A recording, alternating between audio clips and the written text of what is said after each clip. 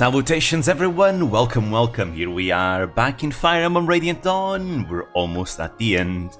I think we should probably be able to finish in like 3 more streams, probably. Hello, welcome. Here we go, back, oh, wait, not that.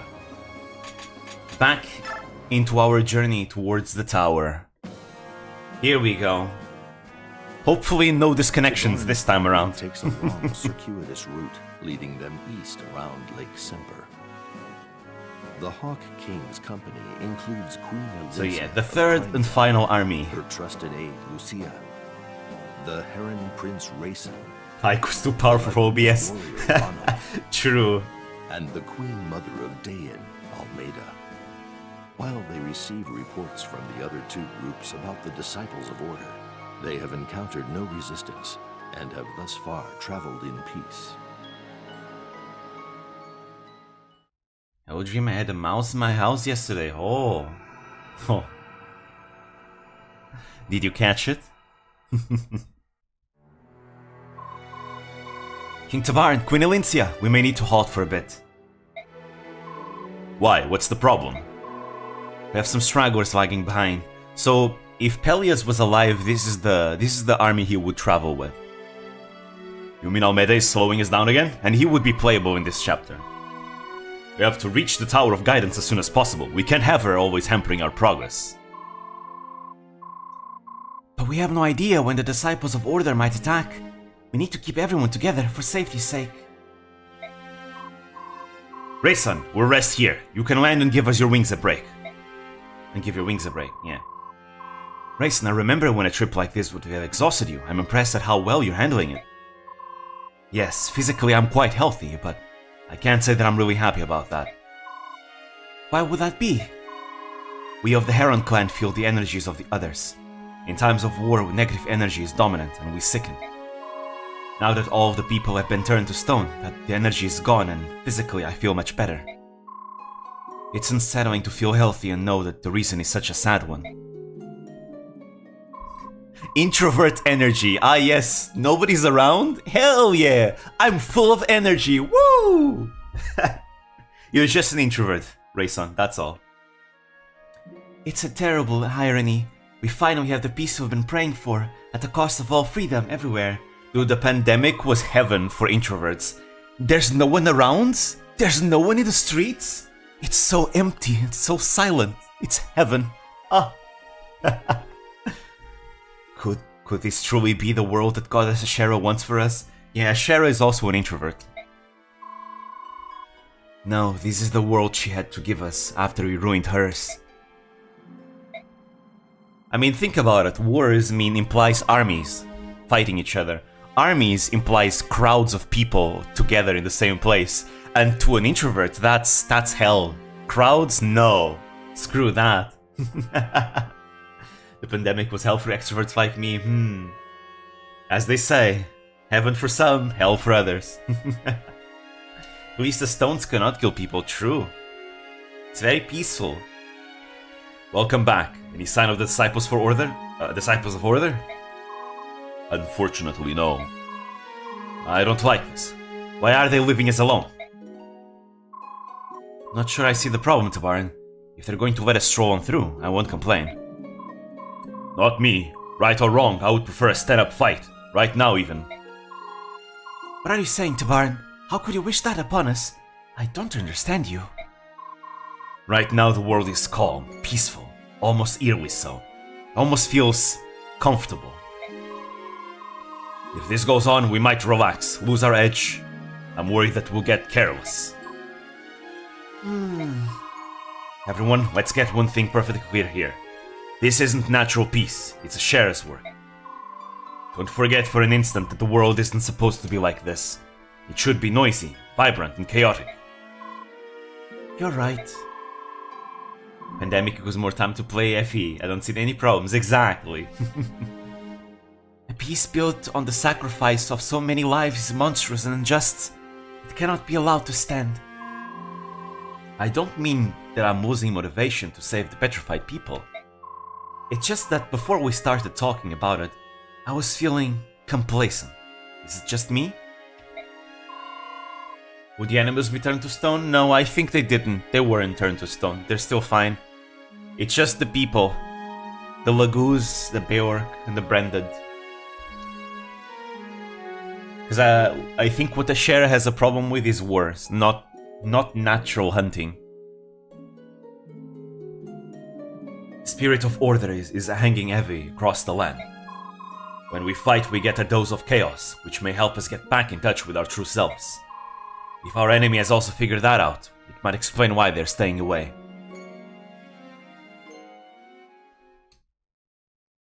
Alright. Here we go. Battle preps. Rayson, where are you? Over here, Tabaran. What are you doing so early in the morning? I'm hunting for treasure. Ah, it's that game mechanic they never actually implemented. Repeat that? I believe it was the goddess Yune. She sent me a message in my sleep. I saw patches of ground that glowed. I went to one of those spots and found this. The Satori sign. Don't see these very often. It's a good find. But blast it, Rayson, why didn't you wake me up? I didn't know what I would find. Besides, you looked so comfortable. I didn't even notice you'd snuck out. Can't believe a heron snuck by me. Even heroes need their sleep to keep fighting, Tivaran.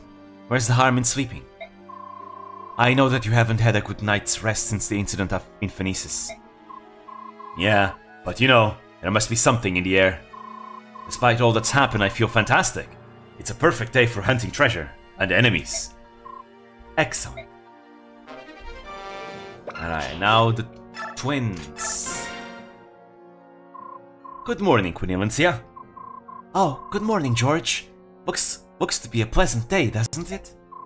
Indeed. And a splendid morning, it is the best time to present the Queen with a fine gift. Oh, George, your kind thoughts are enough. You and Daniel have worked so hard to supply our army. If you have something for me, please let me pay for you for it. Even under the circumstances, Queen Elyncia, you always try to be good to us. That's why we wanted to give you a gift. It's a token of our appreciation. Daniel, we'll take payment for everything else. But please, take this one item without any protests. It's our pleasure. Please, Queen Elyncia, we insist. Very well. I suppose it would be quite rude of me not to accept it. Wonderful. Here it is. Please use it with our compliments. Oh, this is a fire tome. The Rex Flame. Yes, it's a very valuable one. So I can see. I am not a mage, but I feel great power from this tome. Daniel and I happened to be in that building when there was a big flash of light. That's how we escaped being turned to stone. But you avoided it because you were one of the chosen. We still wanted to help you. We can collect weapons to help you in battle. Please save the people who were turned to stone. Please give us the world we used to have. I promise you, I will do my utmost. I'll work toward it with everything I have. Together, we can accomplish everything. Alright. We probably don't have anyone to use that, though. Unfortunately. Right, Mia and Nefani, A support. Let's go. I thought how all the people have some names that aren't that common, and then you have George. And it's actually written in the Portuguese way. I think Portuguese and Spanish both have the same spelling. I think.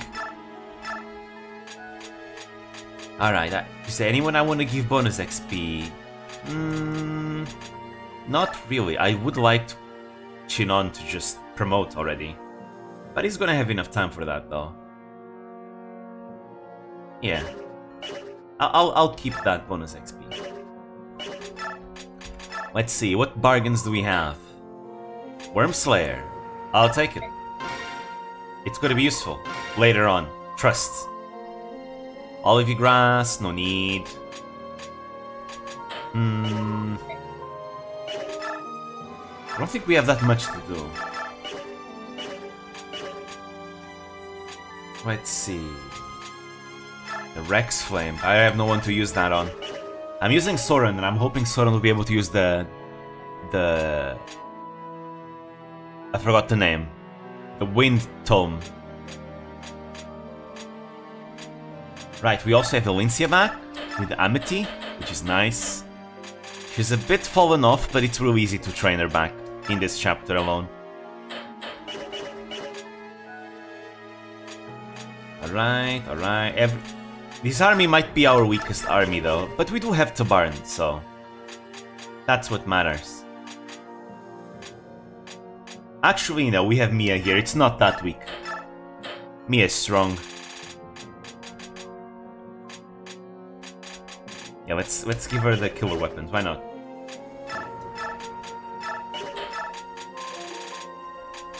There we go. And as for you, Nephany, you'll get another Steel Lance. Sure, why not? I think that's it. There's not many more preps I want to do. Yeah, not really. We have Nolan. Guess I could still train Nolan, I suppose.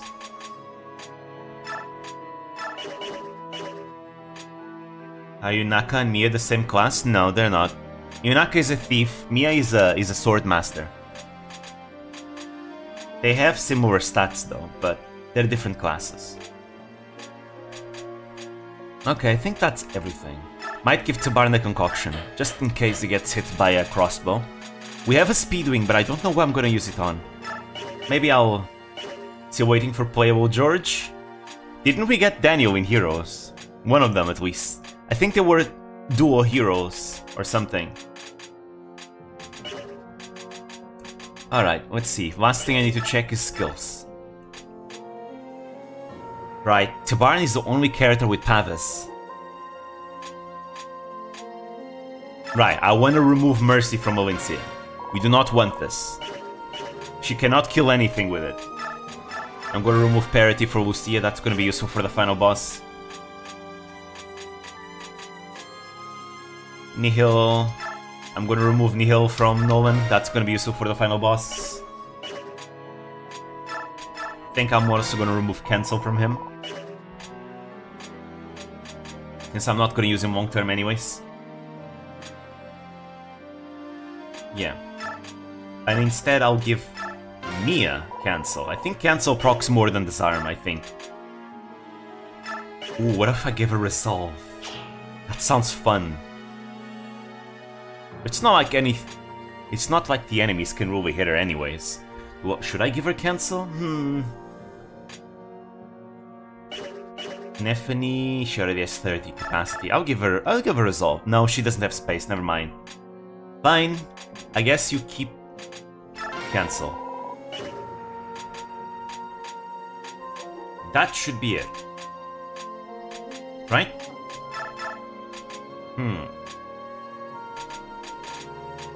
Yeah, why not? Give him Disarm, just in case he fights anything that's ranged. That could be fun.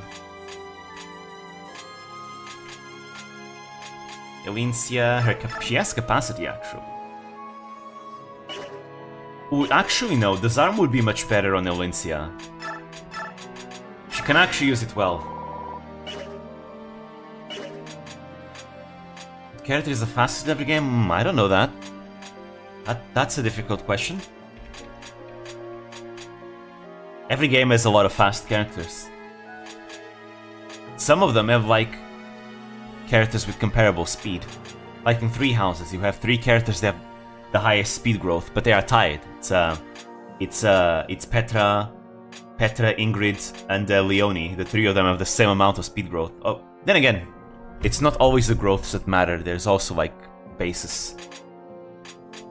So it's difficult to say. There we go. Wait, you mean like the fastest character in the entire series? It's not Yunaka for sure. The stat level up caps do not go far enough for her to be the fastest. It'd have to be either one of Three Houses characters or one of Radiant Dawn's characters.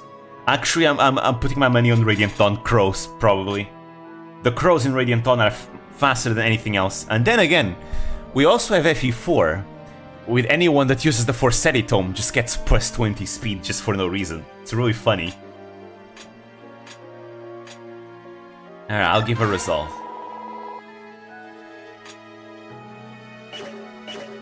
Anyways, that is it. Let me just put their skills back in inventory. Just in case they die, I don't lose it. Mercy, I'm not going to use it for anything. We do not believe in mercy here. Felix may not be the fastest, but he has a place in my heart. Felix is really good.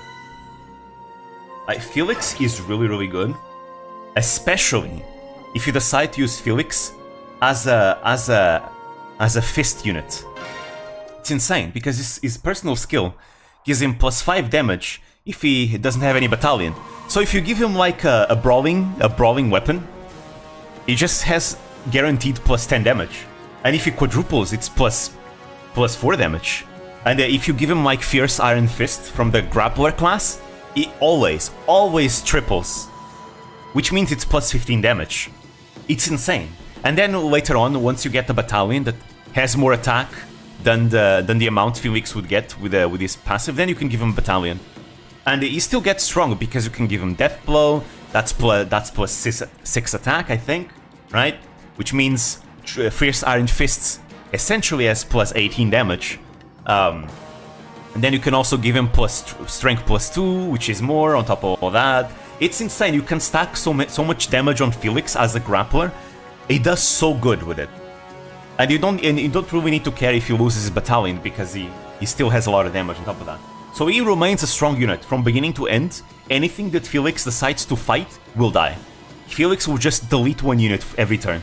It's insane. I like Felix so much. I've been using him a lot in maddening mode, and he does very good. Like, forget about swords. Swords, Felix, I know it's like the canonical weapon for him, but it's not as good. Fists, that's where Felix excels. Felix is so good with fist weapons. I always give him a sword and a mace though, just, you know, for weapon triangle's sake, just in case. But fists, man, he's so good with fists. The enemy has been detected. They're over there, to the southwest. How did they get to that close without being noticed? Did we have men out of position? No, they just appeared, with no warning at all. Felix nastier unit, yeah, I think so. He's really good. Again, in maddening mode, enemies are really strong, so having a unit that can easily kill enemy units is very valuable. All you need to do to make Felix good on top of the fists is give him hit +20, because he kinda struggles with hit rates, I feel. Hit +20 will fix that. Yes, that's one good thing about fighting a goddess. Things are sure to be exciting. Everyone get in position. An entire legion that can appear from nowhere. Who are these disciples? To be honest, I don't care who we fight. I just want to knock them out of the sword that are back in the world. I just want to fight. Going bloodthirsty. Too much peace is too much peace. Alright. Who's coming? You guys will definitely not come. How people Dragon Rider Yunaka be? You can do that. You can do that. You can reclass her to a Wyvern Rider in Engage. I prefer as a Thief though. I think the Thief class is really strong. Dagger units are daggers are a very good weapon in Engage. They have 1-2 range. They can weaken enemies. They have really good forging, because they always get like +2 damage. And they also get a lot of avoid bonuses. So I think keeping Yunaka as a Thief is the best thing to do. She works in the class that she's in. Okay, is that everything? It is. I know that Mortal Savant Felix isn't the best option for him, but he has the best outfit. Yeah, he has a more samurai-inspired outfit, and I do like samurai. Actually, the first time I played Three Houses, I recruited Felix. And I played Black Eagles, but I recruited Felix into the Black Eagles. And I used him as a Mortal Savant. It was the first and the last time I did it, because I didn't like him at all. Mortal Savant loses speed. He loses 20% speed growth. He gets so slow. I didn't like it at all. So usually, I either keep him as a Sword Master, or I just make him a Grappler. Grappler, I think, is the best class for him, but Swordmaster is fun if you just want to use him with swords and stats. I did Edelgard route, because since the very beginning, that was the route I wanted to do. Since, God, it feels good to play as the villains. Alright, so who's gonna go where?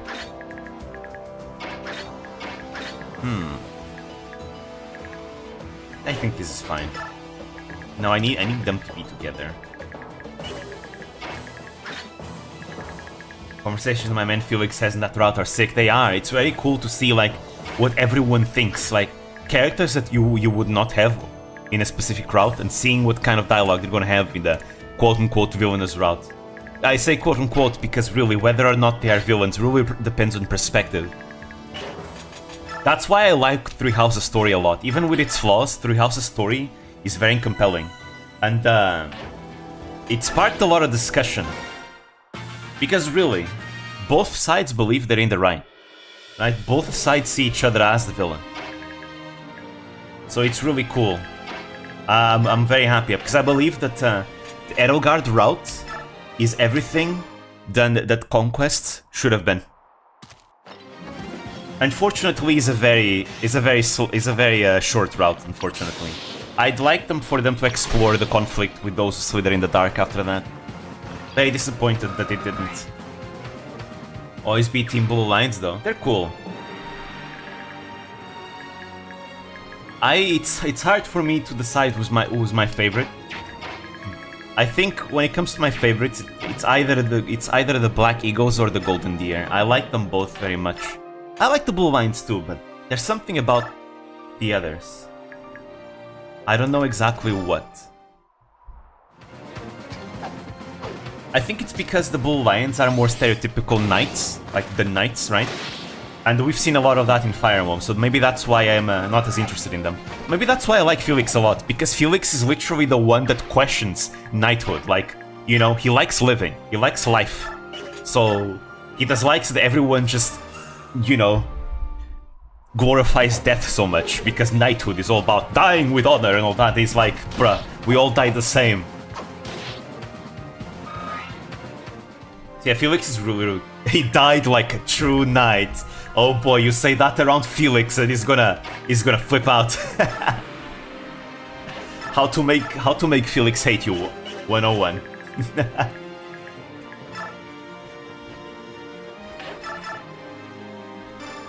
Alright, here we go. But I like Felix a lot. He's a very cool character.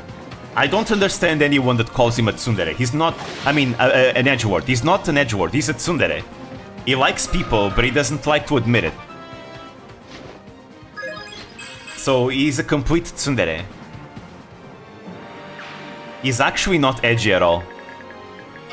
Except his quote where he says nothing personal, but that's the only one.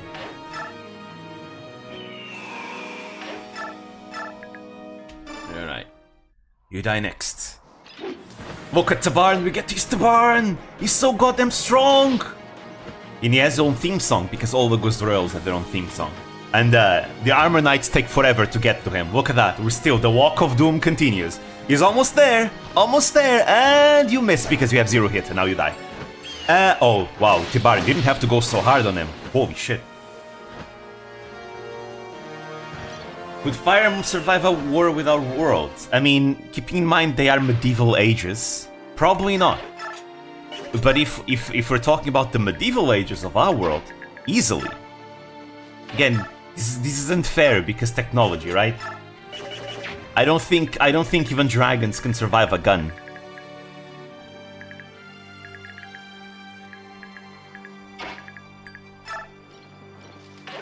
The most fun thing about the Blue Lions is killing the most part of those who are in the dark. How it's named without even knowing. True. You do... True.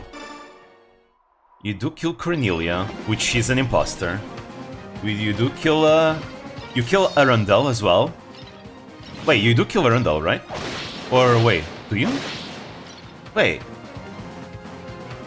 Yeah, you kill Arundel. And he's also an imposter.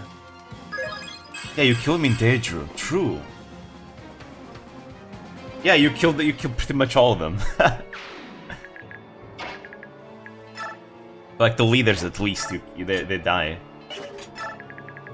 Talking modern day 2020. No, okay, that's not a fair fight though. That's too big of a technology gap. They are in the medieval ages. It's like Europeans going into America for the first time and, you know, having guns while the natives still, you know, don't have not even close in technology.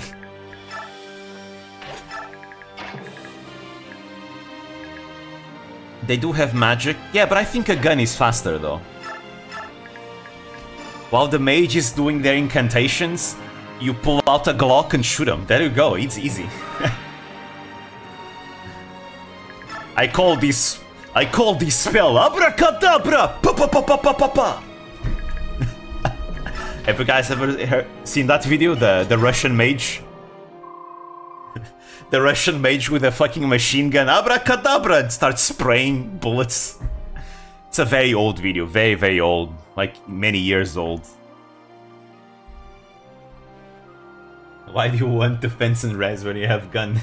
Yeah. Ah, right, we killed this guy in this chapter. My humblest apologies. I hope we didn't sneak up on you. I'm sure that cheeky little queenlet is still amongst you. I hope so. I'm going to make her pay for the fine. We get to kill him. Let's fucking go. Oh, that's a crossbow. That's not good. Uh-oh. Tabarns, you're fine. He's fine. Tabarn can take it. Oh, Nolan? I don't know if Nolan can take it, though. Ah, he survives. He's fine. Hurrah! Oh, he gets doubled. Haha. He looks like an Ace Attorney villain in a filler game. True.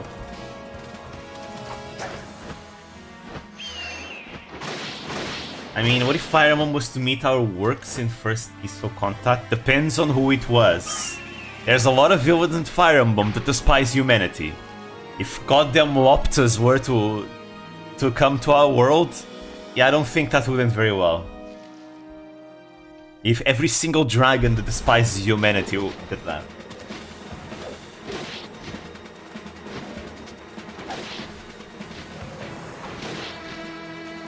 Alright, there we go.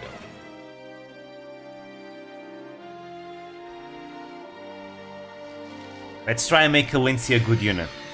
It's not difficult to train her. Though admittedly, having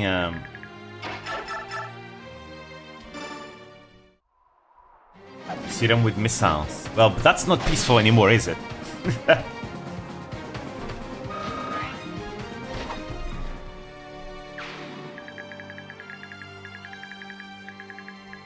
Alright. I don't know if I'm going to use a Lindsay long term anyways, so it's fine. Paragon would be the best way to train her. Hey, get cancelled.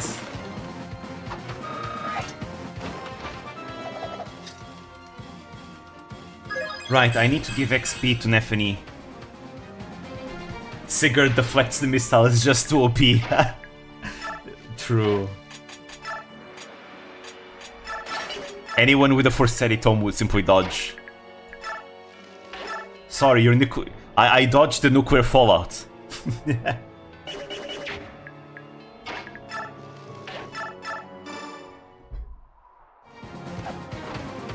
Alright, I also want to promote Shinon.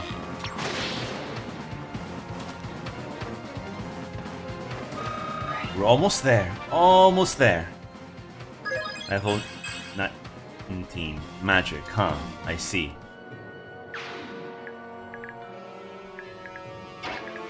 Alright. We can't go over there. Oh well, kill them all. Wait, this is dangerous. Didn't use curved shot, you fail. 3 houses be like. It's easy to dodge the fallout, just don't sit on the glowing green tile. True, exactly, dude, just avoid them, just don't end your turn there, that's fine. As long as you attack an enemy in the fallout, but you have the Kanto skill, it's fine, you can just end your turn somewhere else. Easy.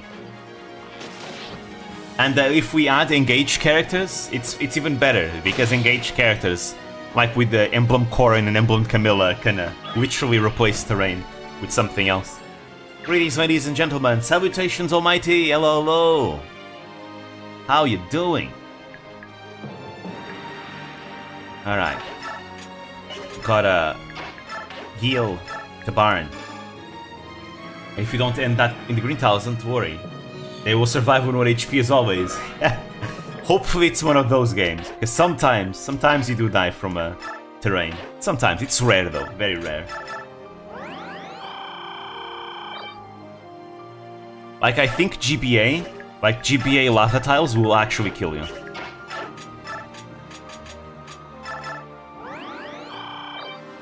I'm fine, hey. Alright. So today we're gonna do 2 more chapters. Why 2 chapters? I figured that if we do 2 chapters now, then we can do 2 chapters next stream.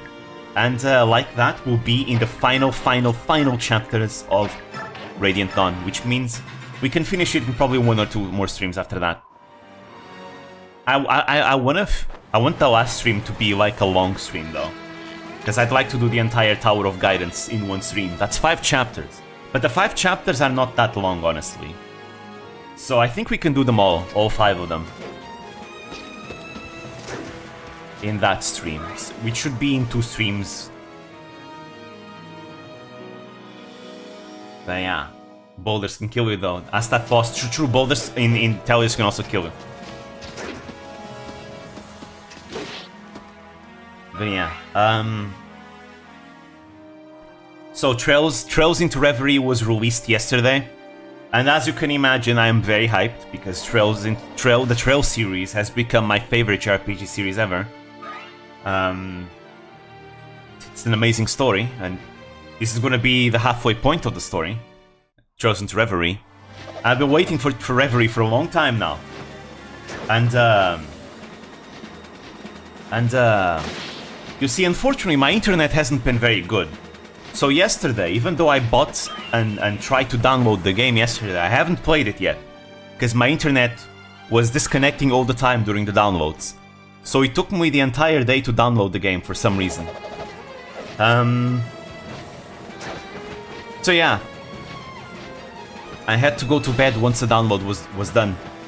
I really want to play the game. You guys cannot imagine just how much I want to play that game. So yeah, we'll do 2 chapters today. Keeping in mind that the chapters of part 4 are kinda big. It's fine. We'll be here for at least 2 to 3 hours. Internet from 2006. At this point, I feel like it might be a router problem. Because my router hasn't been doing so good. These internet issues have been more and more frequent as of late. So if it's not the ISP, it's definitely a router issue. Hopefully today there won't be any problems. The problems kinda start arising after a certain amount of time. In the afternoon. It's weird. Oh! I didn't give Khalil any weapons. Oh. Well then. That's not good. Alright. No, you can't kill anything. Why?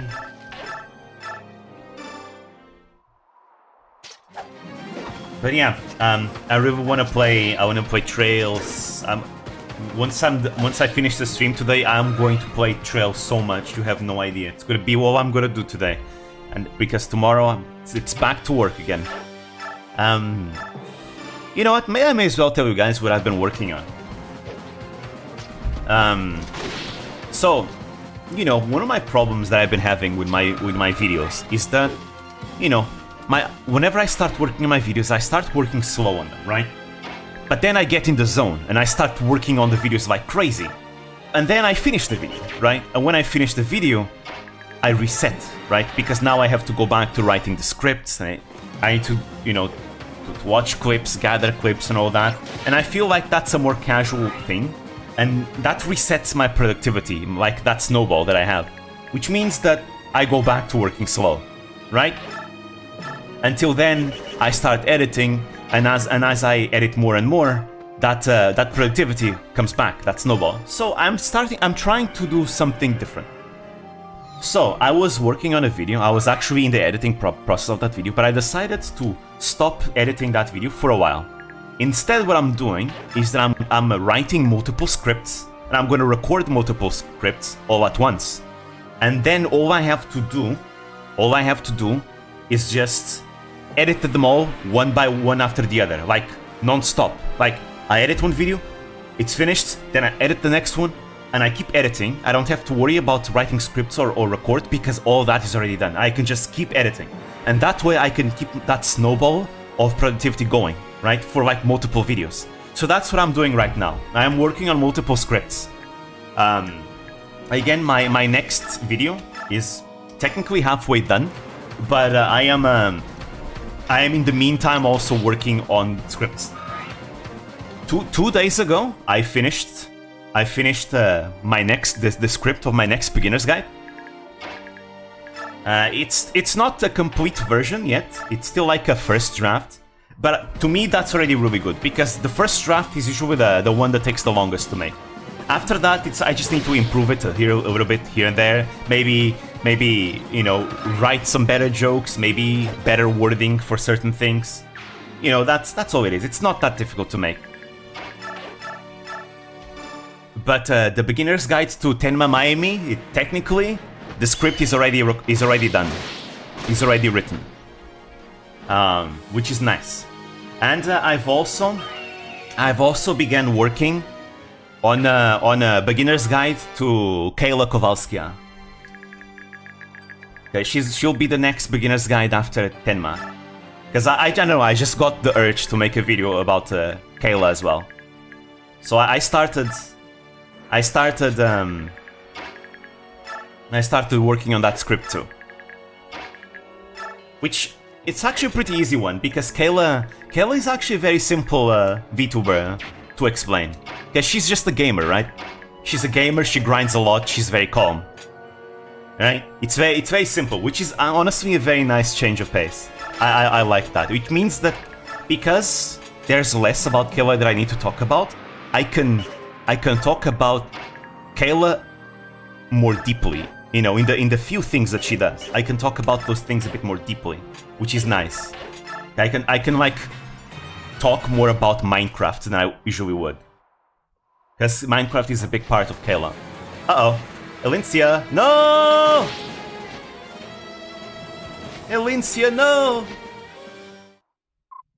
Right. Oh, that's a game over. God damn it.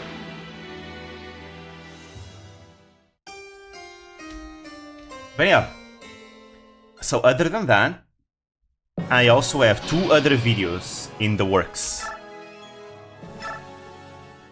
I also have 2 other non-beginner's guide videos in the works, which I think it's gonna be fun. Again, they are kind of experimental videos, right?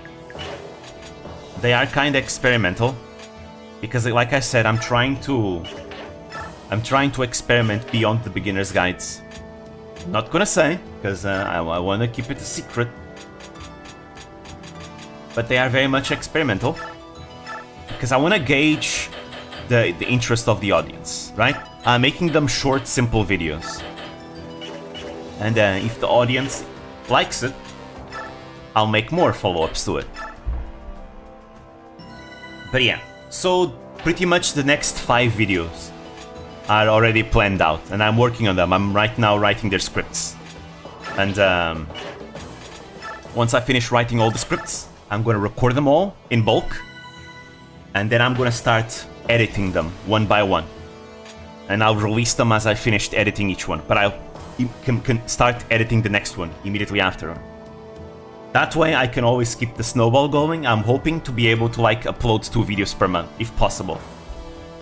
And if this works out, I'm gonna if this works out for me to be able to release videos like in much faster than I usually did, I might start using this method of I write like 5 scripts, record 5 videos, and then I work on those 5, and then I release them, and then I keep going like that. That's the plan that I'm trying to work on right now. So yeah, there's a lot. There should be a lot coming, hopefully. As always, no promises on anything, because, you know, who knows if I'll ever scrap an idea that I may have originally. Maybe an idea doesn't execute as well, but I'll try to deliver. To be fair, I tend to be very picky about my ideas anyway, so usually if I start working on a video, most likely I'm gonna finish it, because, you know, probably already took me a long time to think about the idea if I'm actually doing it. But yeah. Hopefully I'll be able to come up with something cool in the middle of all these videos, because again, I really want to vary my content. To be more than just a beginner's guide.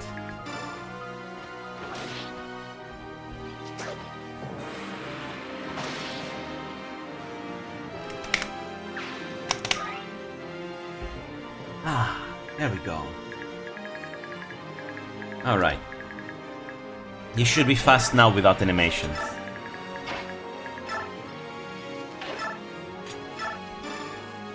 Hey, he got Luna again. Nah! We'll watch your career with great interest.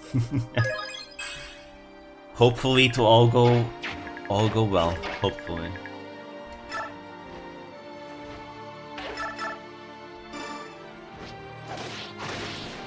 But ideas are just that, they are ideas. Execution is where I truly need to excel. Ooh, that's a nice level up. I gotta deliver on the execution, because good ideas with terrible execution is a bad product.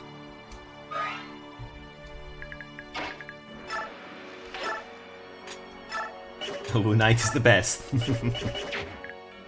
Right, I should probably focus on Shinon, because he's almost promoting. I want that promotion already.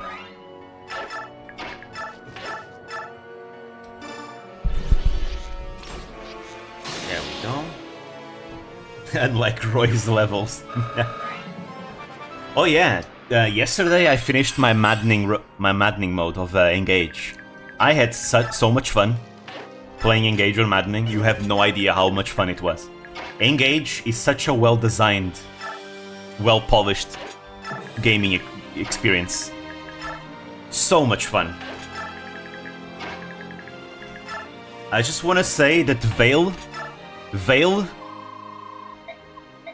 Veil together with Soren is absolutely busted. You give her holdout and she always lives, and then with Soren doubling her crit rate and you forging Obscurité to have 40 crit means she gets 80% crit just with Obscurité. And then I give her Wrath, because she gets attacked by things, gets brought to 1 HP, and then Wrath gives her 30 crit, which means she gets 100% crit. And she crits everything, and because Soren gives her the Flare ability, she heals back entire HP. And the holdout will mean she never dies. Veil is so broken, it's insane. With Soren, especially. My Alir was so busted too.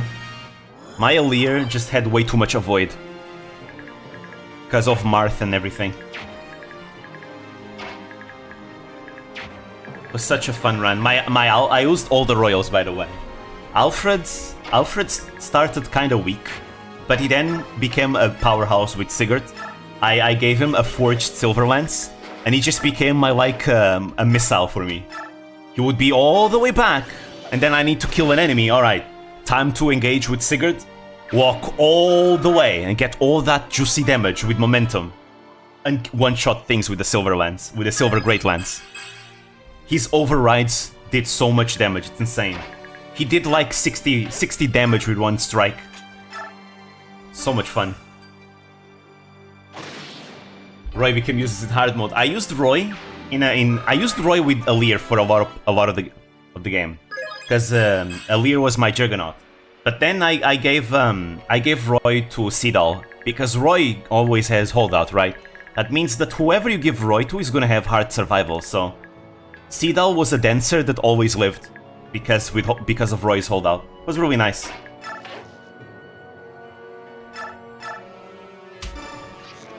Oh, in FE6. Yeah.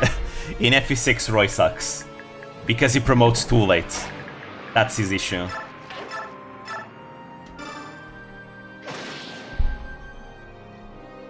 I think the most broken unit is Kagetsu because it's OP without needing an emblem. How so? I haven't used Kagetsu yet, so I don't know exactly what he does. But he's got fierce competition, let me tell you. Ooh, my Ivy also did amazing. So I realized that all Ivy needs is Divine Pulse and Speed Taker. I gave her Lin for most of the run, but I think in the next run, I'm not gonna give her Lin, I'm just gonna have her inherit Speed Taker, because I never actually engaged with Lin to make Ivy work. All she needs is Speed Taker so that she can start getting some speed. Because Ivy is slow, but she hits really goddamn hard, so she just needs speed. Speed Taker fixes that. So that's what I did, I gave her Speed Taker. And I gave her Divine Pulse to fix her shaky hit rate. And it worked. Divine Pulse is really good. I also gave Divine Pulse to my staff users, like Hortensia and Fram, because that way they could be very accurate with that free staffs, entrap staffs and silent staffs and all that.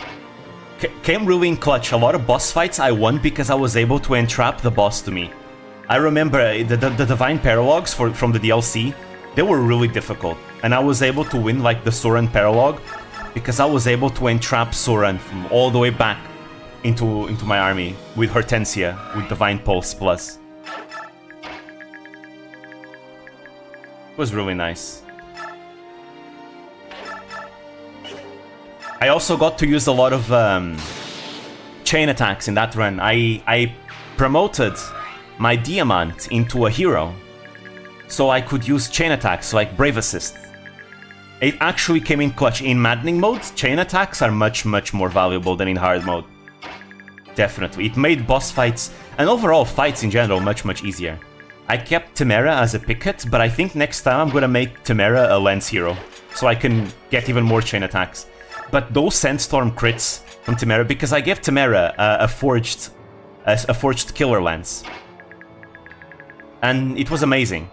She had like 70% crit, and every time she crit with a Sandstorm proc would basically be a kill. She could even kill Armor Knights with a Sandstorm crit. It was insane. We started a bunch of times already. Maybe I need to play speed gameplay in normal mode.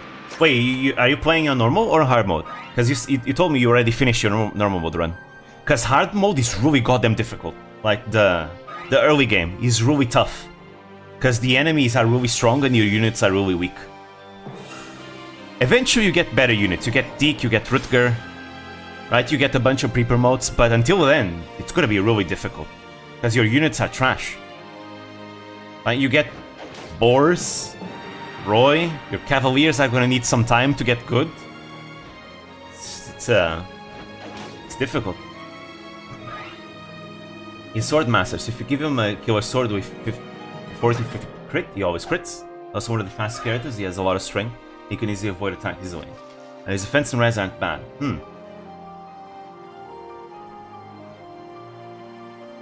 Yeah, seems decent. I don't know about most OP though, because there are units that can literally break the game, like Veil. Veil breaks the game, I feel. Blind Maddening. Like that's always really good because because Maddening mode throws at you a strong unit, so being able to kill enemy units is really nice. But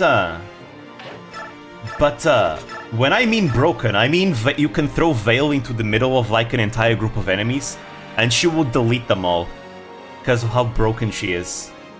I mean, yeah, she needs an emblem to do that, but like, emblems are kinda part of the game. You're gonna give an emblem to every one of your units anyways. It's called Fire Emblem Engage for a reason. But I want to use Kagetsu for sure. I'm very excited to use Kagetsu because I always like using high crit units. A high crit unit is very fun to use, and Kagetsu seems to be that kind of unit. And I remember that my favorite character in Conquest was Charlotte, because Charlotte was one of the few units you could use to get 100% crits. It was really fun to use Charlotte in Conquest. I think it's called Engage because of the waifu system. You know, in my most recent maddening run, I actually forgot to marry. I ended up the game without marrying anyone. I completely forgot about it.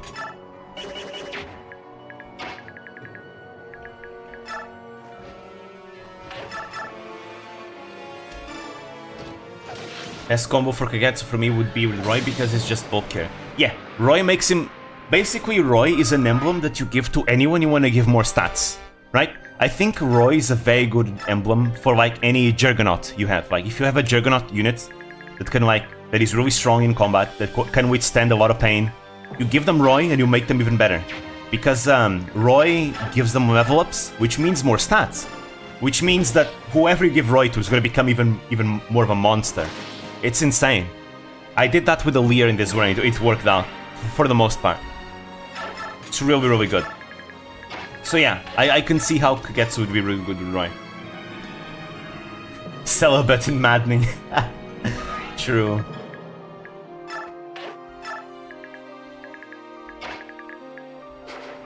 But yeah. I also used all Christ, because again I used all the Royals, I used all Christ in this run. Though I will say that I was not impressed with all Christ. I'm not gonna lie. I was told that all Christ was gonna be really good, but I don't know if maybe the comparison with Etier in hard mode is fair, but all Christ never really excelled in my runs. He basically was able to weaken flying units. He was not able to one-shot them, because all Christ, even with like a forged bow, he didn't have enough strength to actually one-shot the flying units. Like, for example, Fogado, for me, I used Fogado, and Fogado just one-shot flying units with a Radiant Bow. Because, you see, it just so happens that Fogado has enough magic to use the Radiant Bow really well. And I also forged the Radiant Bow. And, Fogado just started one-shotting Draco Knights. It was insane. With the Radiant Bow. Alchrist didn't have enough magic to do it, and he didn't have enough strength to one-shot, not even the Griffin Knights. I was playing with fixed growth rate, by the way. So the units had pretty much the average stats they would always get.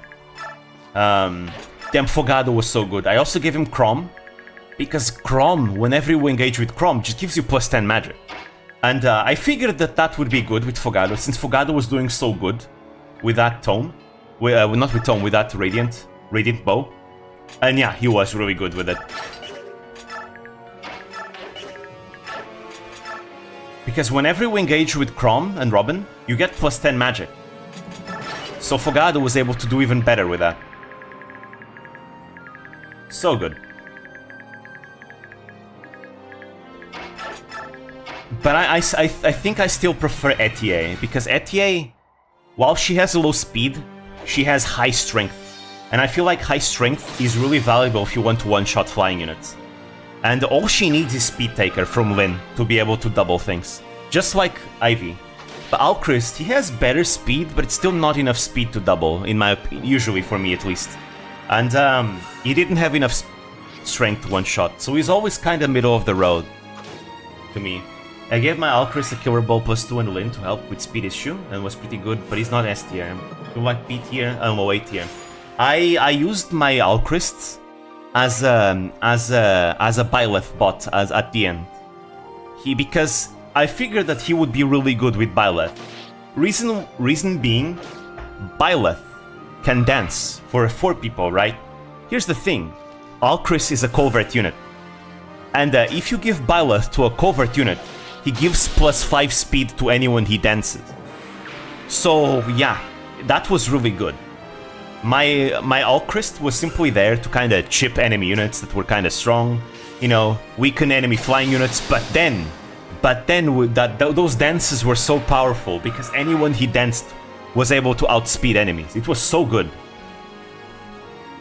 And then with Seedal, I could dance even more, and it was great.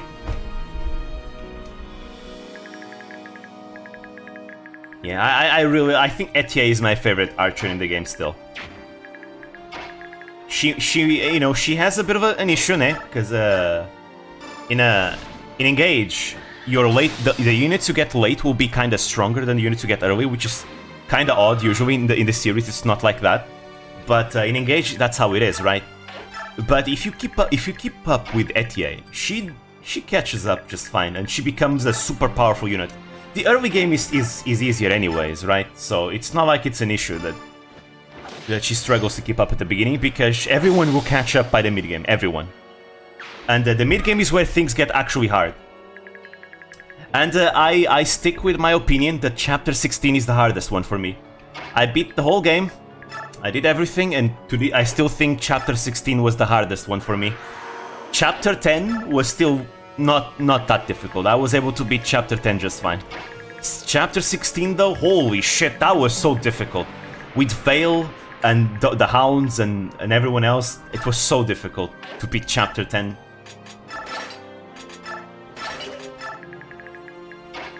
It was really hard. And then the game got easier after you get Vale. After you get Vale, the game is easier.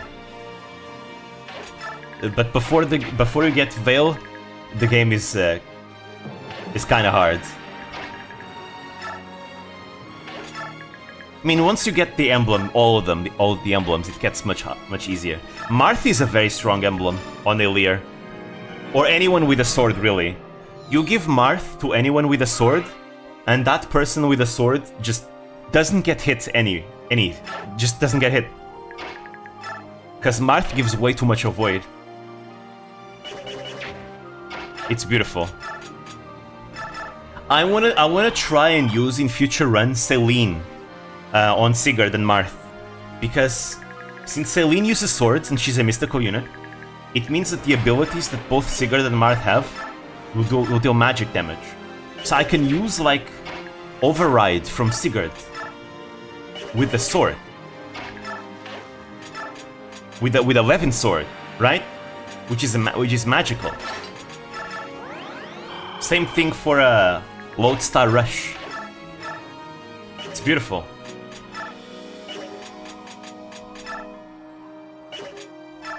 Alright, time to die.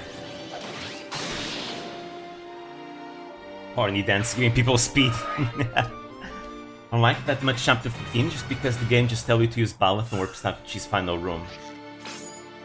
Chapter 15 is... Chapter 15 is the final chapter in Somme, isn't it? It's the one where you fight Mauvier and the Citadel one? Oh no, that's chapter 14, I think. Chapter 15 is the one where you fight Mauvier and well, what's her name? Marnie in the desert. I hate that chapter, by the way. It's so slow. It's such a slow chapter. But yeah, I don't like the Citadel chapter either. The final room is tough. The final room was so tough. I managed to do the final room by crowd controlling with Corrin. Corrin is such a good emblem, by the way. It's such a good emblem. Like, forget about the Dragon Veins. Dragon Veins are nice, I guess, but that's not really what makes Corrin good. What makes Corrin good is the fact that Corrin can just crowd control so many units. It's insane. That's how I beat Chapter 16 too, by the way. It's all thanks to Corrin. Anyone you give Corrin to is going to become a CC machine. Oh. There you go. And that's how I was able to get through the final room.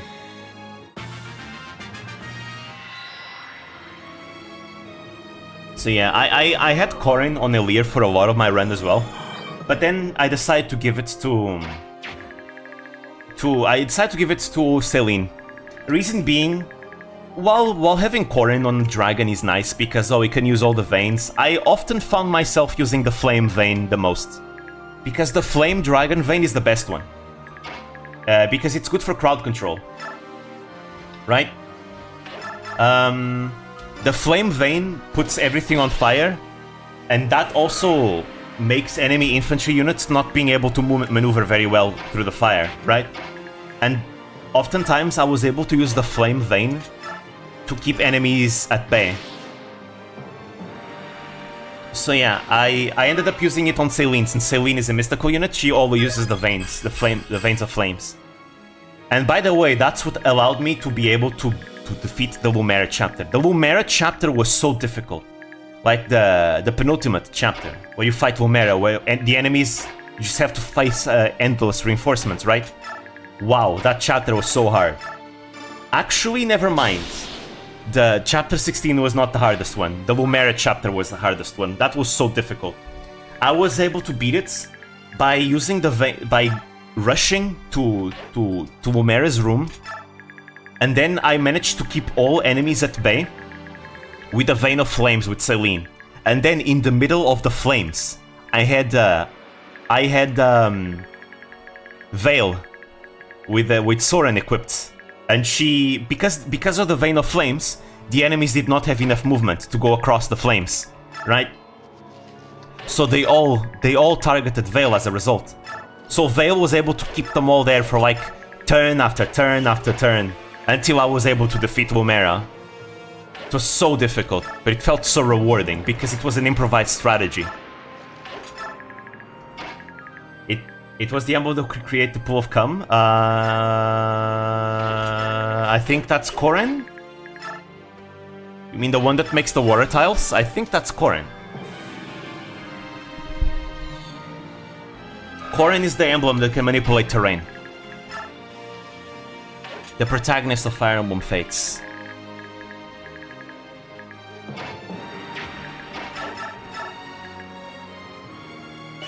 Ooh, this could be trouble.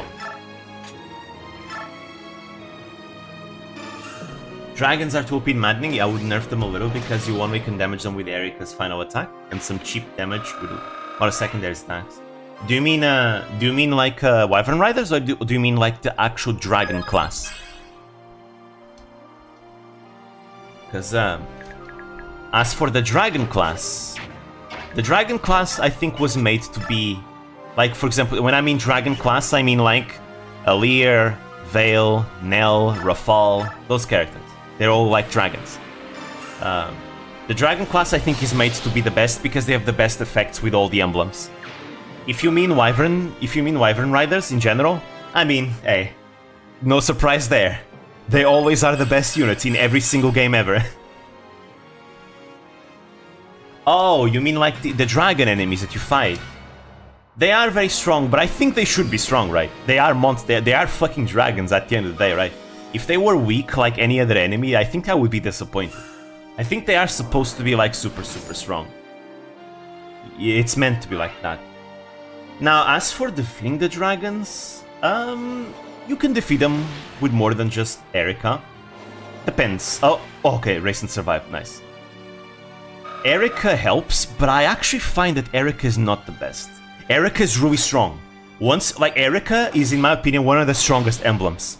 Because Erika, once you get access to the Sieglinde, she becomes an absolute corrupted destroying machine. And since corrupted is the most widespread enemy type in the entire game, it's very valuable to have like an anti-corrupted unit. Like literally, I gave Erika to Temera, and Temera just one-shot every single corrupted with the Sieglinde. It was so good. But yeah, I was able to destroy any corrupted with that. 36 defense and res with true attacks. They're OP if you ask me. True, but they can't really kill you, right? They ignore your defenses, but they cannot double because they're way too slow. So as long as you have enough HP to survive, they will never be able to kill you. So you can always like bring a unit that can just kill them or something like that. I don't know, I didn't have much trouble with them personally. For example, my Alir was super evasive, so my Alir just didn't get hit by them. And I was able to get to them and kill them, because my Alir, for some reason my Alir could just one around them. Before you get, for regular dragons that are not Fel dragons, you have a lot of anti-dragon weaponry that you can use against them. For Fel dragons, once you start fighting a lot of Fel dragons, I feel like you start, you know, your Alir gets the ability to engage, right? And Emblem Alir has the ability to have effectiveness against Fell Dragons, which means you have effective damage against the Fell Dragons as well.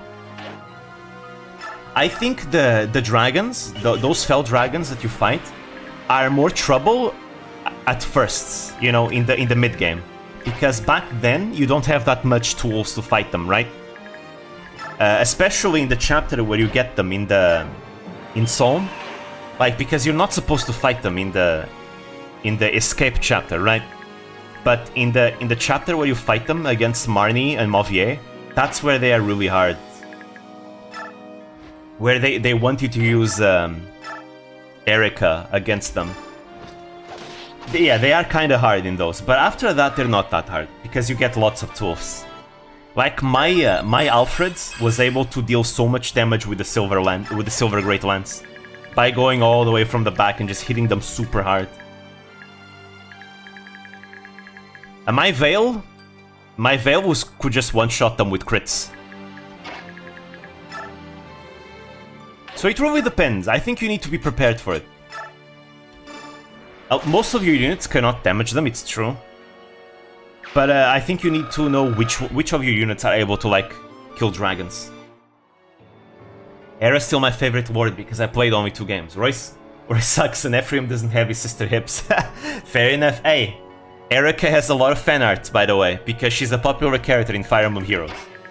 So you can enjoy all the sweet fan art that Erica has.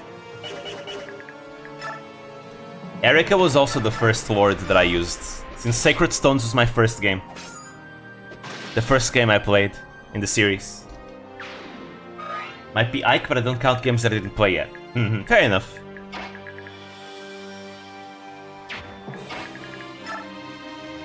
But yeah, what else do I have to say? Hortensia is good as always. I mean, she's the best staff unit in the game.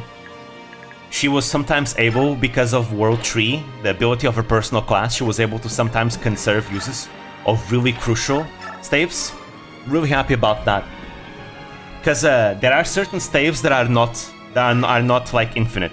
Like freeze staves, entrap staves, they are not infinite. So Hortensia being able to conserve the uses of those staves is really, really good. And just overall, she had extra range on her staves as well. She was a very good unit, and she flies, so, you know, it makes her very flexible, with high movement and all that. Sometimes she could also use magic to fight enemy armor knights. Hortensia is just really good. I ended up giving Micaiah to Hortensia, and like in my playthrough in the channel, I gave her Byleth, and I did use Byleth at first. But I decided to give her Micaiah, because Micaiah just, you know, she's a staff unit specialist emblem, right? And with Micaiah, I could just make Hortensia's staff user potential skyrocket even more, because now Hortensia can AoE with her staves. She could AoE freeze, AoE entrap, AoE warp, AoE rewarp. It was really, really, really good. And she could also heal everyone. And since I gave her Divine Pulse from Emblem Byleth, she did not miss her staves.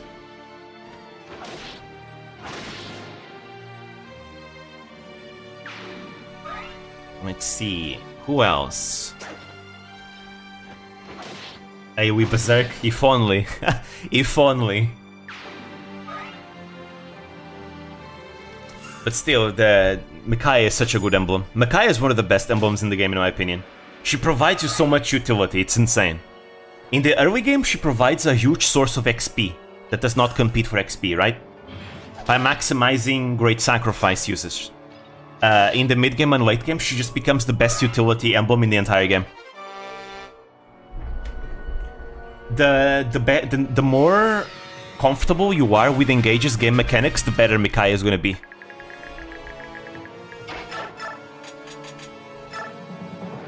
There we go. Aha. Let's see, what else? I used Emblem Ike on Diamant for a long time. Ooh, and I found out with Emblem Soren, with the ability to assign decoy, where you can like force 3 enemies to always attack the one that you assigned as a decoy. You can use that together with Ike, which means that they will all attack the Ike user, which means that you can attack them all with Great Ether. But I ended up using not with Ike, but with Hector. I used Hector. I think Hector is not that strong, but I was able to use him in this run. I gave Hector to Diamant. So I was able to inherit Ike's Wrath to Diamant and use him with Hector. Hector's ability makes the enemy not double and you always double. With effective weaponry and a super strength, you can one round everything. And then you use a sign decoy on him, and enemies will always attack him. It was really cool. I still think Hector is a bit underpowered, but that's not because Hector's abilities are bad, it's because this game seems to be more player face focused. So enemy phase abilities are not as valuable. And yes, enemies on maddening mode, if they have 0 hit on you, they don't attack you. Which makes evasion tanking not as valuable, but it's still valuable because, I mean, if the enemies can't hit you, you can just throw your units into the mix safely and kill everything in player phase. And, you know, sometimes block entryways and all that, so it's still valuable regardless. Sometimes I would keep my units in the back and just throw my evasion tanks into the mix. I did not use Yunaka long term this time, but Yunaka was very valuable in every single chapter that I used there. In the final chapter that I used there was chapter 11, the escape chapter. I did the same strategy. It works on Maddening too, where you can just keep her in the back, evading everything. The dragons do not have enough movement, and they're too fat to get through Yunaka. And she could just dodge tank everything. And once I was close to the ending, I was able to bring her to move with her so that she would not be attacked by the hounds. But yeah, Yunaka was real good. I did not use any thieves though long term because I was using all the royals in this run.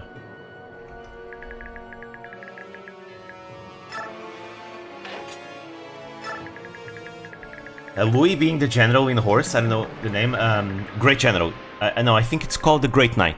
Yeah, I think it's a Great Knight.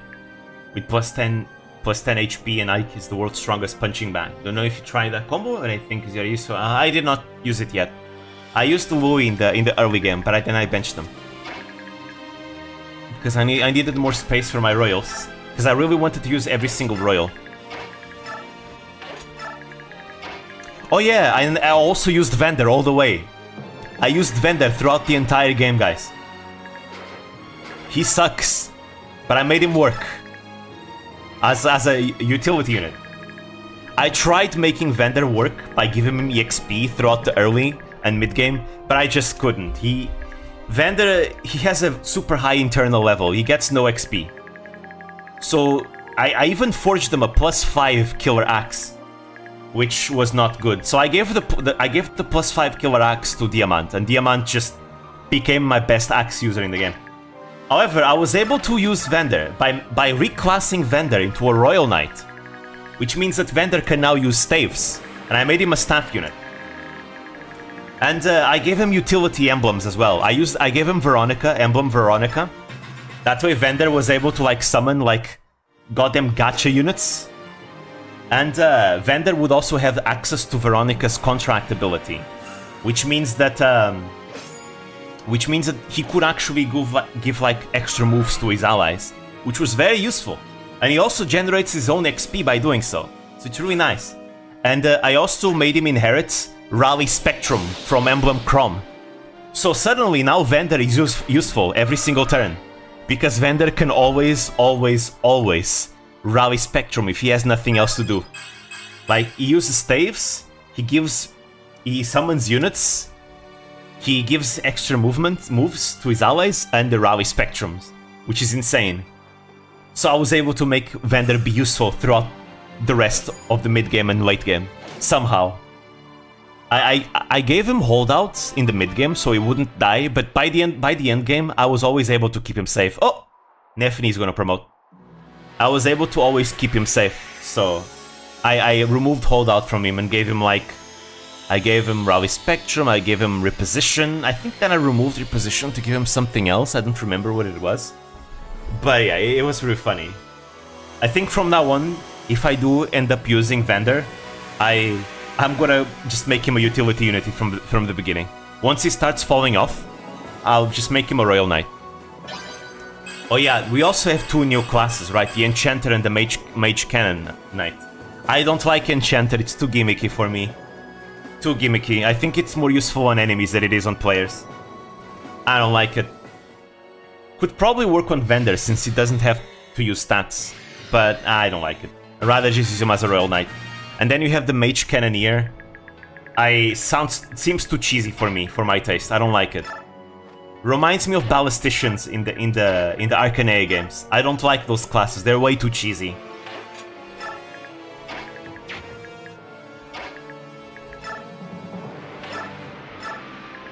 So yeah. You die. Let's go, Shinon! Woo!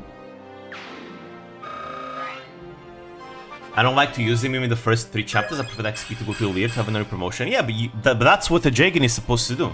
A Jagan is supposed to weaken enemy units so that then your other units can get the kill, pick up the kill. If you notice, Vendor cannot one-round enemies. He has like two weapons. He has one weapon that allows him to kill enemies and one weapon that allows him to soften up the enemies. So you use Vendor to soften enemies with his weak weapons so that these other units can just pick up the kill. That's how you use Jagans. And in case things get really tough, like really dicey, you always have a unit that can kill an enemy in Vendor. So in emergencies, you can use Vendor to kill enemy units. But in non-emergencies, you use them to soften up enemies safely. That's how Jagans are supposed to be used. So I always use him all the way until chapter 10. I bench him in chapter 10. But before chapter 10, I always use him because he's useful for softening up enemies. The promotion remove the Zetai Ryoki. Oh, true. It's true. Nephany loses her thighs. Also, I guess I could use animations now. But yeah, I really like having Jagans in Fire Emblem. I think we needed one for a long time. Conquest, you kinda had one in Gunther, but then he leaves, so it's like, you know, not the same. And then Three Houses didn't even have a Jagan. So I'm happy that we have a Jagan back. In Echoes you had Mycen, but he wasn't there for like the entire game. And then he becomes your Goto in the game. So it's nice that we have a proper Jagan in this game, you know? A proper, you know, veteran unit. Is super strong in the early game, falls off. Love those. Those are the best. Marcus in Binding Blade is like that too. Oh yeah, Almighty, I hope you use Marcus in Binding Blade. Almighty. Because Marcus is not like Seth. He does not get good. Marcus falls off really hard. So you better use him in the early game, which is the hardest part of the game. And then you can bench him, because he's not gonna do good anymore after a while. He's old, he's an old man. That's the old man archetype in Fire Emblem. They don't grow anymore. They're past their prime. But Marcus in FE7 though, Marcus in FE7 is really good. He's just like Seth in FE7, but in FE6 he's just like Jagan.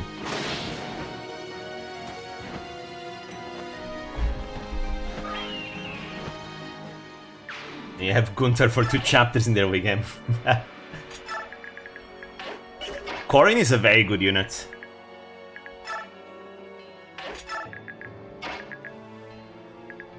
Yeah, you better use him in hard mode, because hard mode is already hard enough as is. God damn. That hard mode kicks your ass. They're not playing around.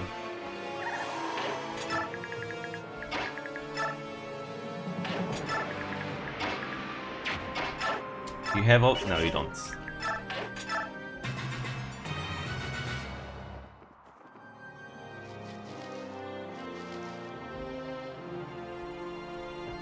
Alright, we're almost done with this. Just need to kill Valtome. Never count Tobin out.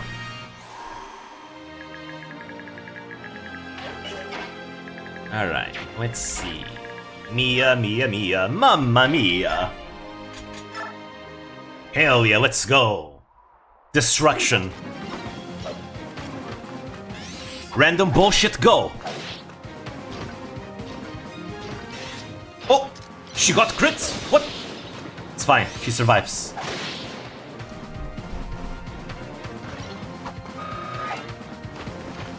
Tobin is pretty much in every class. I like to make Tobin a mage, because he gets early Excalibur. Makes him really good. His Excalibur is like one of the best spells in Echoes.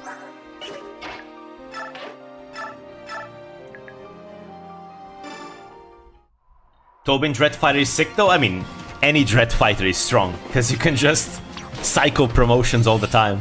Make him a villager again, make him a mercenary, Dread Fighter, make him a villager again, make him a mercenary, Dread Fighter, make him a villager again. It never ends. It never ends. I actually once made a full Dread Fighter run. Everyone becomes a Dread Fighter. It was insane. Here we are, Valtome. Ah, there you are, Queen of Hayseeds. I look forward to scraping you off my immaculate nails. Lord Valtome, I desire no battle with you. Withdraw your troops immediately. If you do so, no more lives will be lost. Are you touched as well as homely? I offer you the chance to surrender. But you, Alincia, I will only forgive you if you beg and crawl and lick the sole of my left boot. I'm sorry that you feel that way. If that's how it has to be, may the goddess have mercy on you, Valtome. Valtome, the entirety of chapter 1 levels with only one stat going up? No, it's random. It's random. It's a random chance.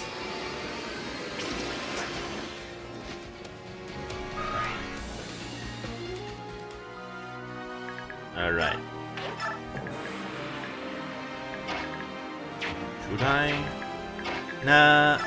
Tibarn has dialogue with him, but I need to give the XP to Shinon. He's almost promoting. Up, guess we can kill some defenseless priests. Sure, why not? I draw drop when enemy axe user butcher the lens, and lens never doubles anyone. Ah, that's a shame. The early game Cavaliers, they start a bit, you know, having trouble, but they become really strong units. Usually they are the two units I invest every XP into, the both Cavaliers.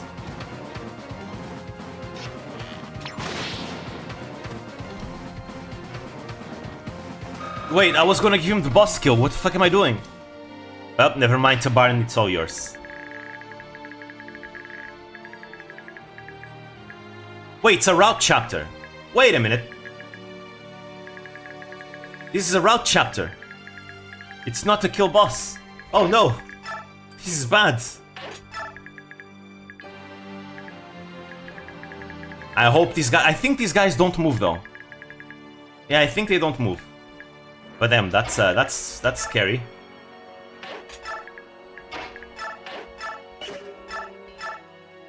Alright, you die now. Zelgius? Where is Zelgius? Do you think you can hide him? That man must be... punished. Sorry to disappoint you, but Zelgius is my prey. There's no chance I'm passing him on to the likes of you. For some reason, my Alan is always better than Lance. Lance always gets level fucked. Hell.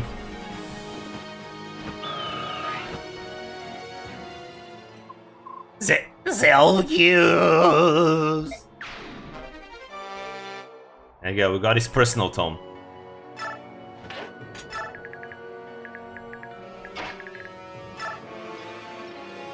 Alright, here we are.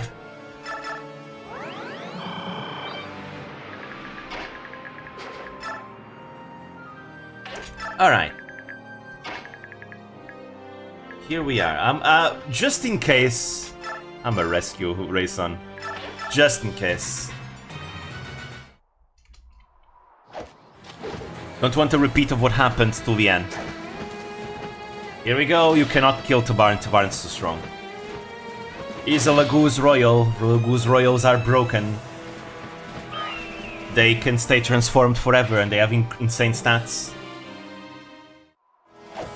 Happiest ending for Tobin is still without the girl. Sag. Oh, he's getting doubled. Ooh, he had 10% crit. Good on Gray for getting the girl, though. He took his shot and succeeded. Claire is a great catch, if I do say so myself.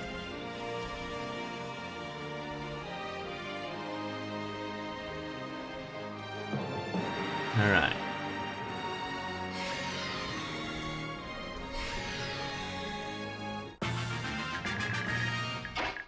Alright, another kill for Mia. Mamma mia! Oh, mamma mia! Seth's OP can romance the MC, yep.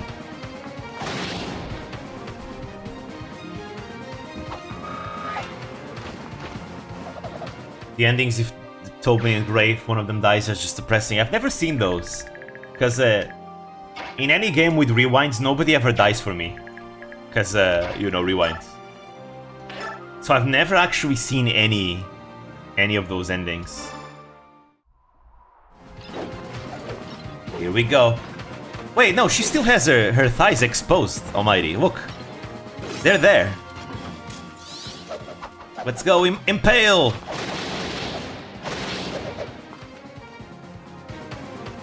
They're just more covered up, but they're still there. See? They're still there.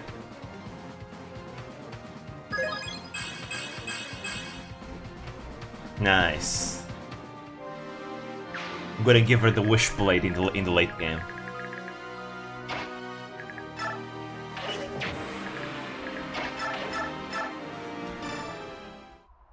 Here we go, Tabaran, go, go, go!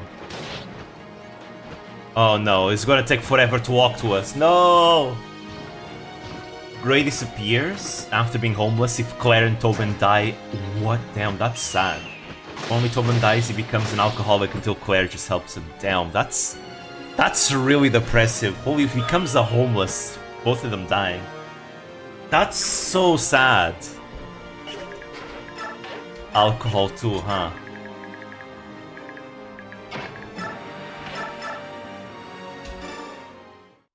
Exposed, not perfectly covered, with the area of bare skin with the gap between over-knee socks and a miniskirt.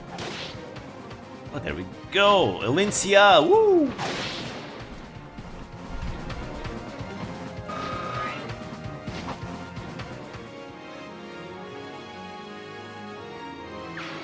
Alright.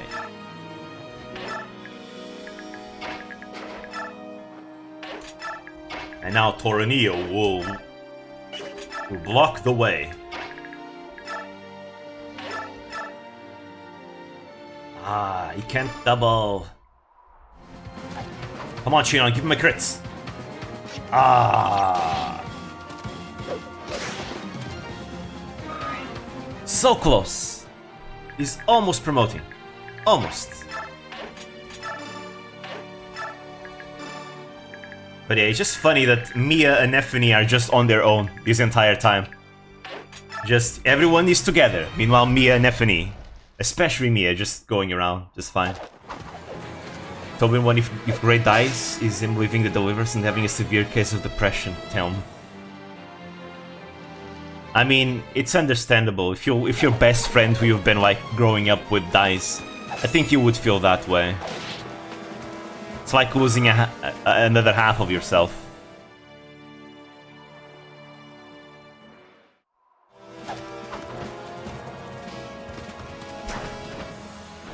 Loss can be a difficult thing to deal with.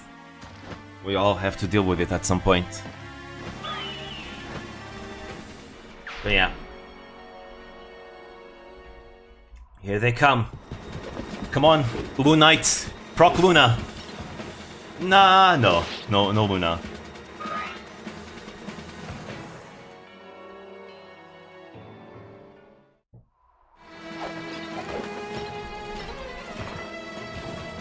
Dang, I can't.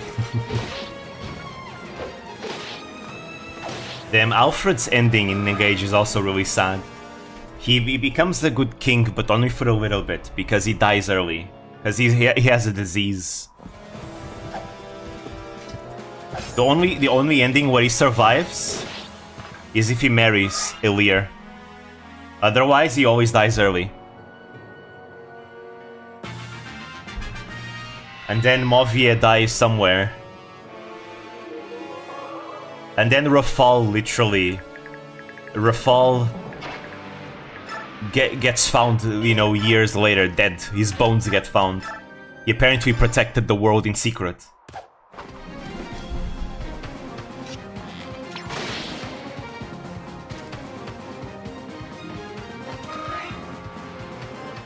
There we go. There we go. Time for Shinon to become a marksman.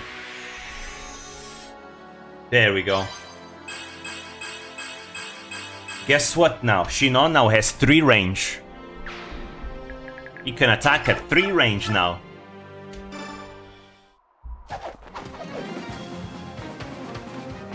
Hiya!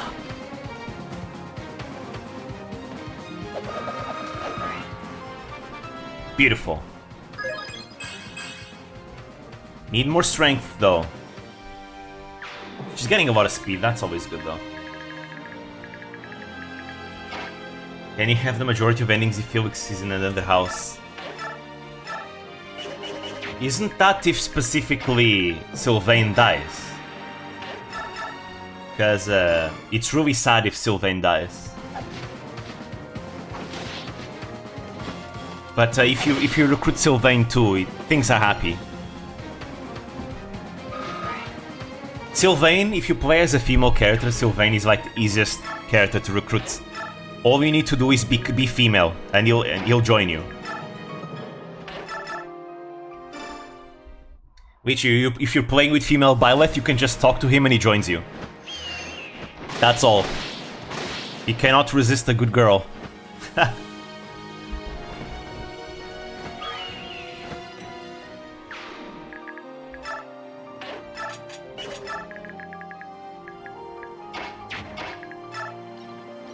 So he's a simp? More or less, he's a Casanova. He likes to flirt with girls. He can't resist a good girl, but at the same time he always dumps them as well. Because, let's just say that Sylvain, he doesn't look on girls very positively.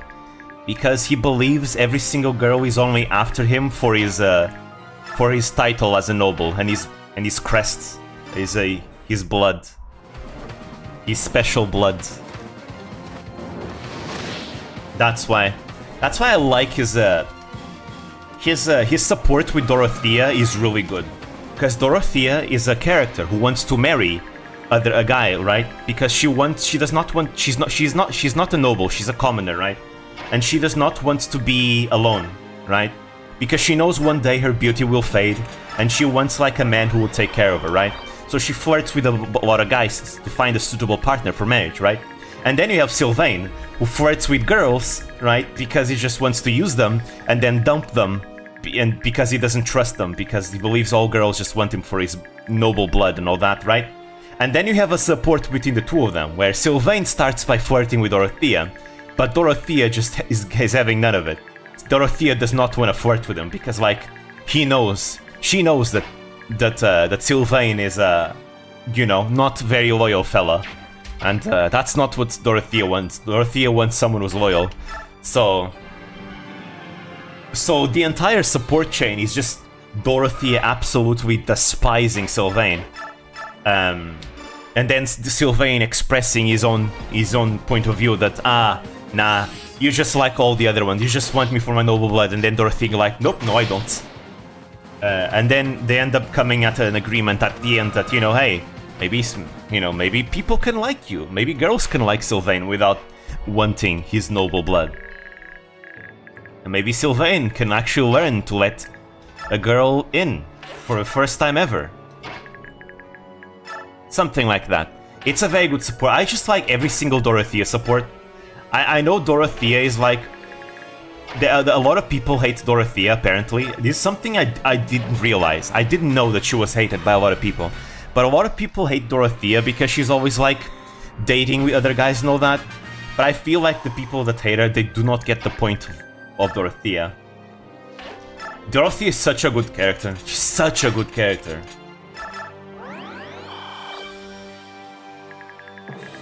If you get down to see her character, she's, in my opinion, one of the most fascinating ones.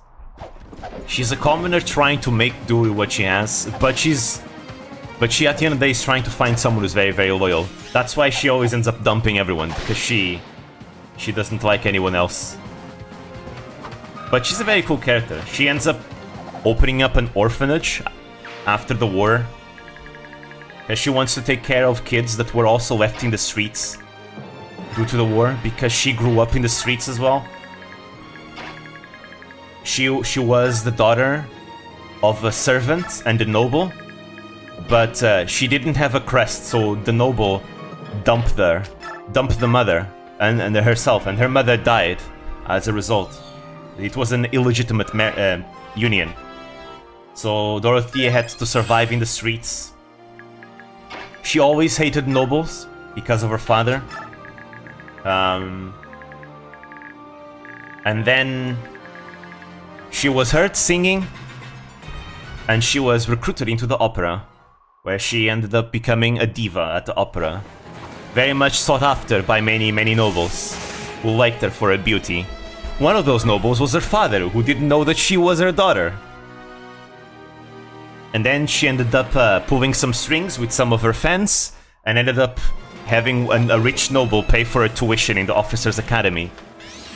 Where she, she went into the Officers' Academy because her role model, the teacher Manuela, who was also in the opera, she went there, and Manuela also is trying to find like a marriage partner, just like Dorothea. So the two of them bond with each other for that. It's the two of them actually have a paired ending together. If both of them do not find a partner, Manuela and Dorothea just have a paired ending together where they just decide to live together as friends, bonding over the fact that they never got, to find a partner for marriage, but still they still have each other, as friends and all that. I do like that there are a lot of endings that are not necessarily romantic.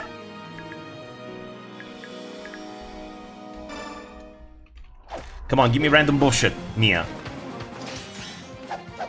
Everyone thinks she's a thought, but she actually looks for real love. Exactly.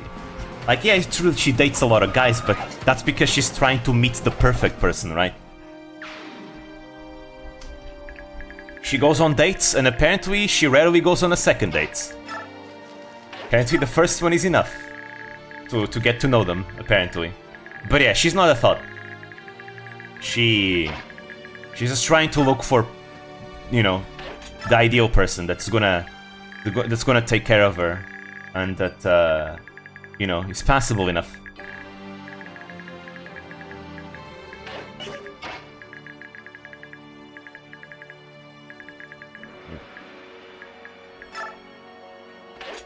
Dying the same day is precious, sure.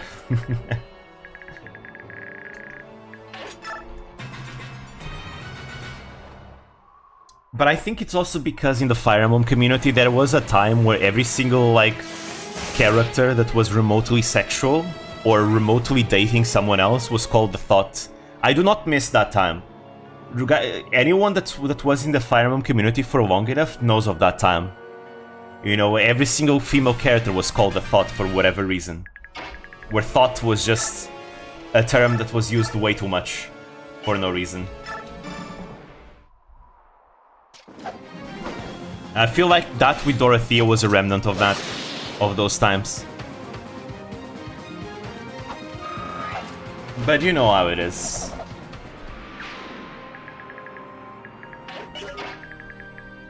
I think for the most part, people recognize Dorothea as a good character, though.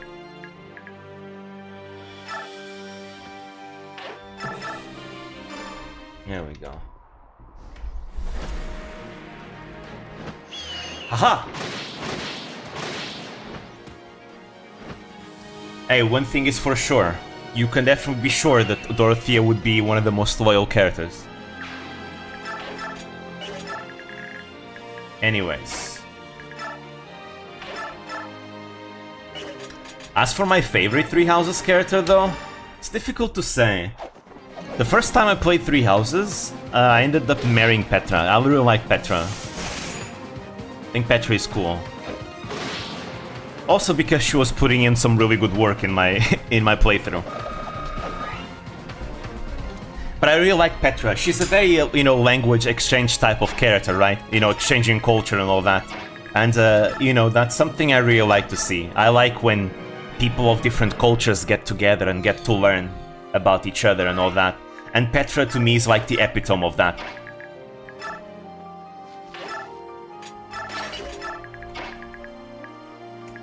Oh, there we go, right. I have 3 range now. Look. I'm broken.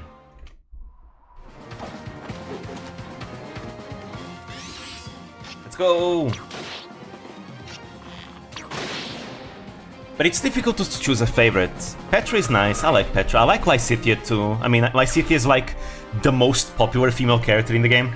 With good reason, to be fair. I mean, she's adorable, and she hits like a truck.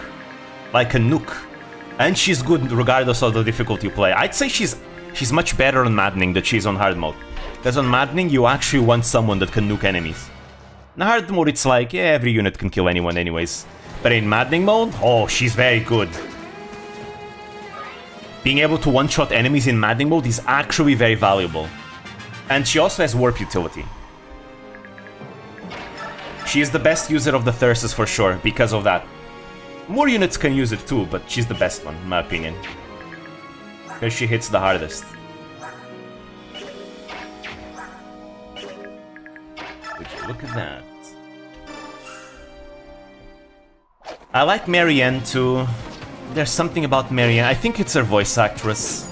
She also is the voice actress of Altina in Trails, which is another character I like a lot from Trails.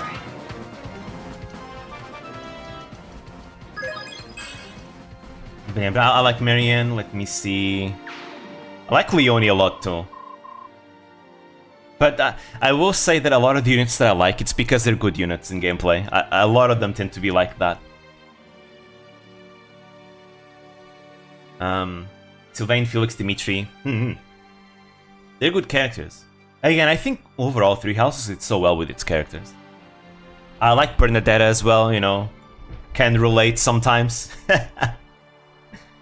Whew, that's just what I needed. Queen Elincia, are you hurt? Do you all feel as alive as I do? This is proof that we need a little chaos. Everyone understand that now? Yes, but it doesn't make me fond of war. I know we can't stop, but...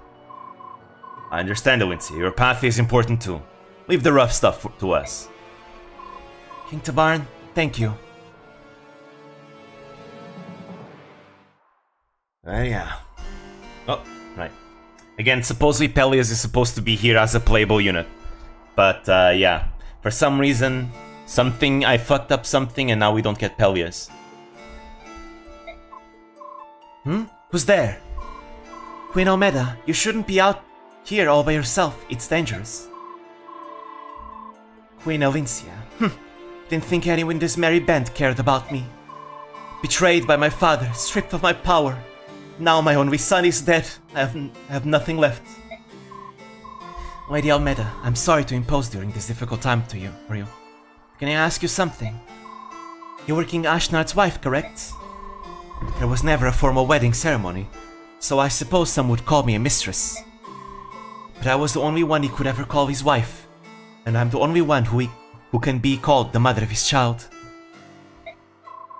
Oh, Peleus, to finally have him back. After so long. Forgive me for asking, but why did King Ashnard suddenly decide to invade Crimea? I want to know why my parents died. I don't know. The last time I saw Ashnard was long ago, more than 20 years. I'm afraid I don't know many state secrets from after that point. But why? You look so surprised. We had a falling out and ended up living separately. It happens rather a lot, I'm afraid. There was no love between Ashnard and me. There was a strong mutual attraction between us, eventually resulting in a child. Exactly. See, Ashnard was into that Dragusi. Damn. Literally no love whatsoever. He just liked that Dragusi. Literally. Damn. Canon. Canonical. It's canon, guys. He just likes some Dragusi. But all I ever was to him was a source of power. Well, that too, I suppose. Once I became pregnant, I was useless to him. Ashnar was insanely good in bed if Dragongal let him to make a kid. Yep. Bereft of my strength, he found my presence nothing more than irritating distraction. After Peleus was born, Ashnar became obsessed with the boy.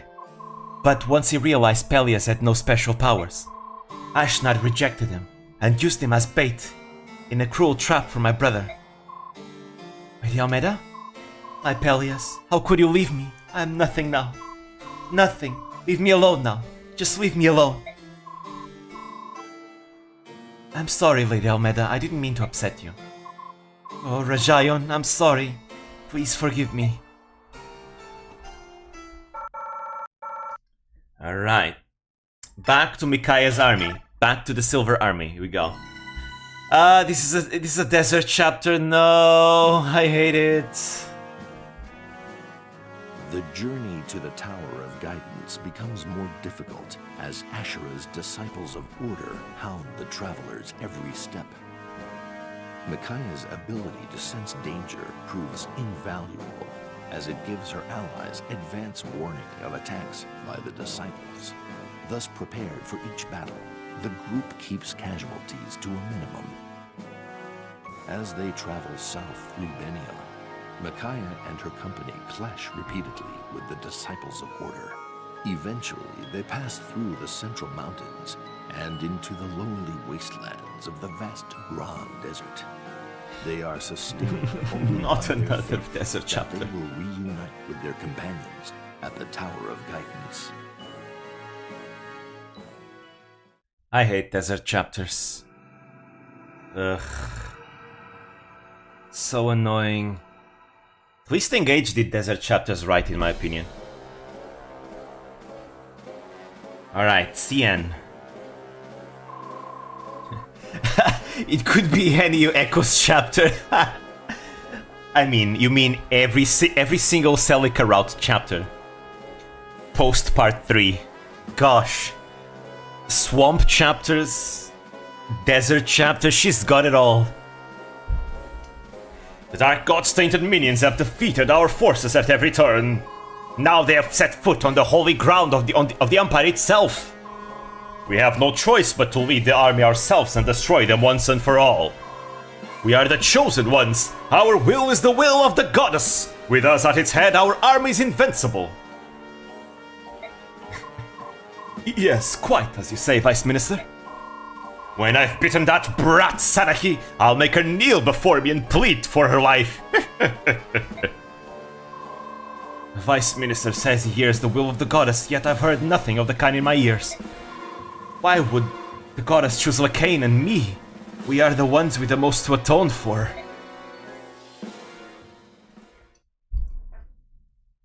Oh. Oh no. No, it's not sand. As far as the eye can see, sand. Just sand. Empress Sanaki. The silver-haired maiden. Yes, it's me, Micaiah. May I sit next to you? What? Oh, they both have yellow eyes. Of course you may. Thank you. This is awkward. I'm sorry, I know that you are not very fond of me, but I wanted to talk to you. Celica playing Dark Souls levels. Imagine Fire Emblem if Fire Emblem was you had no movement whatsoever. That's the Celica chapters. It's terrible. It's absolutely terrible. Again, it's desert chapters and all that, so. And whenever you move, you take damage. Ah, yes, the swamp does that too. It's not that. And then you have like enemies that spawn more enemies, you know, to make things even slower. You know, you have Cantors, which like can spawn zombies. It's terrible. And they do it endlessly, by the way. So they only stop if you kill them. It's not that And then you have sometimes moguls, which are these enemies that can divide themselves into more of themselves. God, the Celica chapters are such pain. True, meanwhile, Alm is just let's go forward, guys. We have forest chapters, we have open plain chapters, all fine, all good. It's not that. I like you just fine. It's just that you make me feel inadequate. Because I can sing the Galder of Release and hear Yune's voice, isn't it? How did you know? I can sense the flow of people's thoughts. By seeing the movement of a person's mind, I can usually deduce what the person is thinking. You can read minds? What a boon that would be to running a country. If I could read people's minds, I could tell what the nobles and senators were thinking behind their smiles. I wonder why the goddess didn't bless me with such a power. Micaiah was born with her power. We didn't give it to her. Ah, is that you? The dark god? No, I mean the goddess of chaos, Yune. Let me ask you one thing, Yune. Why was Micaiah able to sing the Galder of Release, but I wasn't? I'm sorry, little Empress. I don't know, but I knew that Micaiah could sing it. That's why I stayed close to her. I don't understand. How can you be a goddess and not know? I thought gods were perfect beings who know everything. Gods? Perfect? Where did you get that idea? You haven't met a lot of gods, have you? Well, no. But divinity created life from nothing. Surely only perfect beings could do that. We did create life and can do many things that you creatures of flesh can't. But that doesn't make us perfect. It just means we can make mistakes on a much grander scale. We're not what you've been taught, and we're much closer to you skin wearers than some will admit. But we do make mistakes. Sometimes we make terrible mistakes. Sometimes all it takes is one emotional outburst, and the entire world is drowning underwater. Ow, where did this sandstorm come from? Yune, you need to calm down. I wish we were perfect. Then there wouldn't be any wars, and no one would have to die because of our mistakes. Yes, I understand, Yune, please calm down. Yune? She is gone now. She got upset. She hasn't lost control of her emotions like that in a long time. Micaiah, I'm supposed to be the voice of the goddess Ashera, yet I've never once heard her speak. I wonder what she is like. We may find out before this war is over.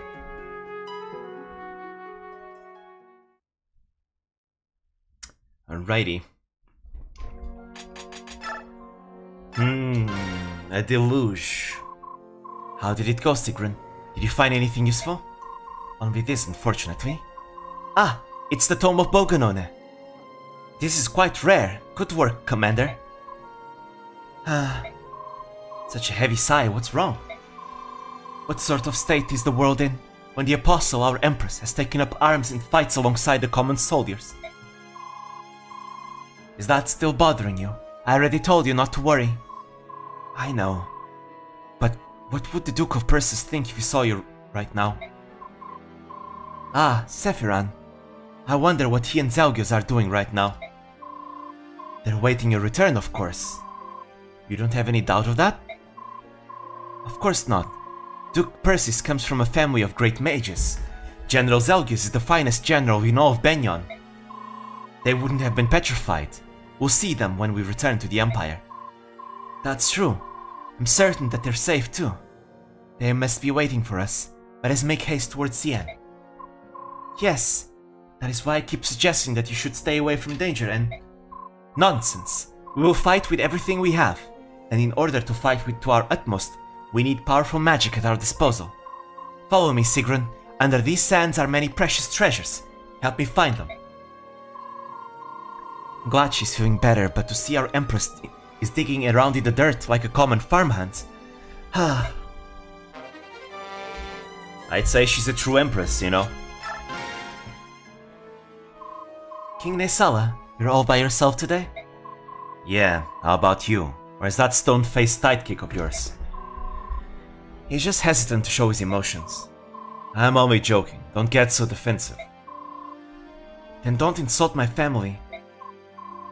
You say he's your brother, but there's as much resemblance between you two as me and Skrimir. We're not related, but we're very close. Perhaps like you and Princess Leanne. What? Wait, you didn't... Yes, I can sense your emotions. I also know that you just closed up to keep me from looking in. You possess the same power as the Herons? How stupid of me to let my guard down. I'm sorry. What else did you sense? Excuse me? You find out anything else about me? No, I didn't try to read your mind intentionally. I just felt that your feelings for Princess Leanne were very warm, and that's all I saw. You sure? Fine. You're a lot like me. I'll let you off the hook this time. What do you mean by that? You'll see when the time comes. King Nesala! I almost forgot. Here, this is for you. This is a tome of light. We need you to stay alive, alright? See you later. Nesala. Nosferatu, and that's why she has the ability to use Nosferatu in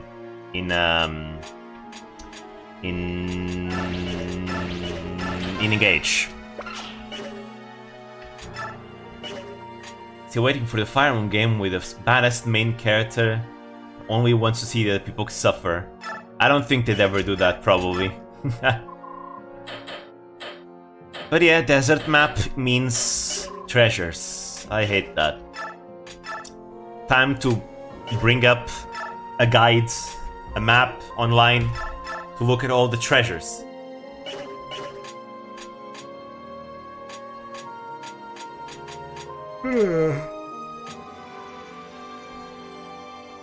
Let me see. Anything else? No. If they let Yoko Taro make a Fire Emblem game, you know what? I'd like that. I would very much like that.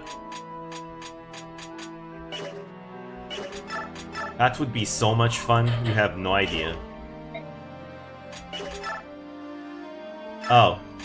She can't use Nosferatu. Never mind. Okay, you know what? I'm giving Har that speed wing. He's gonna like it.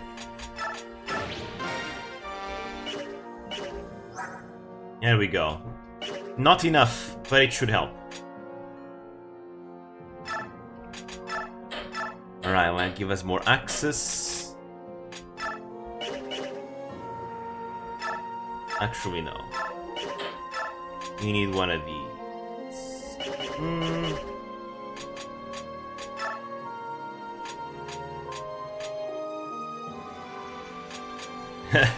The one that cannot use weapons made for them. True.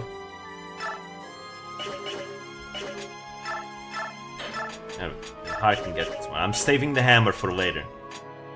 We'll need the hammer. It will be our revenge for Path of Radiance.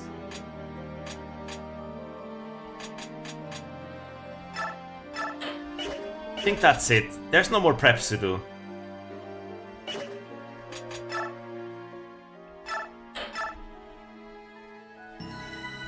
Wait, actually, let me see the supports. Come on, Har and Jill, Har and Jill, Har and Jill. Come on! You're supposed to have a fast support. Oh well. This will be the final chapter for Micaiah and the rest until endgame, so...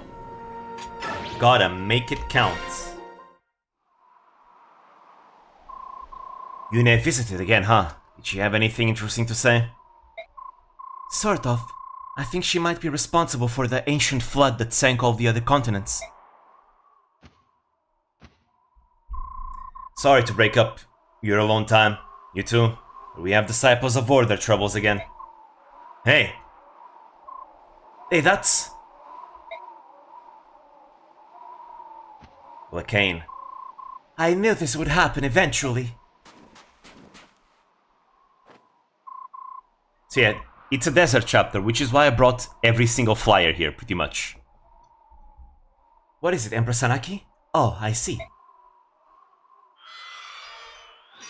He's got the rewarp staff. Ah, my dear Sanaki, the false apostle. What a pleasure to see you again, and this time I have an army of the righteous behind me, ready to strike you down. Vice Minister Kane, you are the foulest kind of traitor. I can never forgive you. How amusing. Forgiveness from a fraud is of no value to anyone. Empress, please don't force me to listen to these blasphemies any longer. Allow me to silence him for you. Hold, Sigrun. I want to understand. Lakain, on what grounds do you claim that I am not the true apostle? The apostle of Benyon shall be the firstborn daughter of each generation in the line of Altina, first empress. She will give voice to the goddess. She will pass judgment, give prophecy, and protect her people and their lands. Sanaki, you have never once heard the voice of the goddess, have you? That is only because I have not come of age yet. Oh, what a hysterical coincidence! That's just what the Senate has been telling the people for years now. Apostle Sanaki is too young to hear the goddess. Give her more time. How funny that the lie you've been living is the same lie we've been telling. But how? Explain yourself, Lakain. Poor false apostle. No one ever told you about your older sister, did they? She was the true apostle. I had a sister? She died before you were born, assassinated along with the apostle Misaha by the Heron clan. So the Senate installed you, the second daughter, as the apostle instead. You lie. You impugned both me and the noble Herons. I'm glad to have exposed your secret.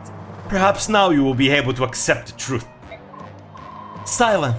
The lying tongue of a treacherous senator proves nothing. You seek proof? Fine. We shall settle this in the ancient way, in a battle to the death. Whomsoever the goddess sees fit to win the day must be in the right.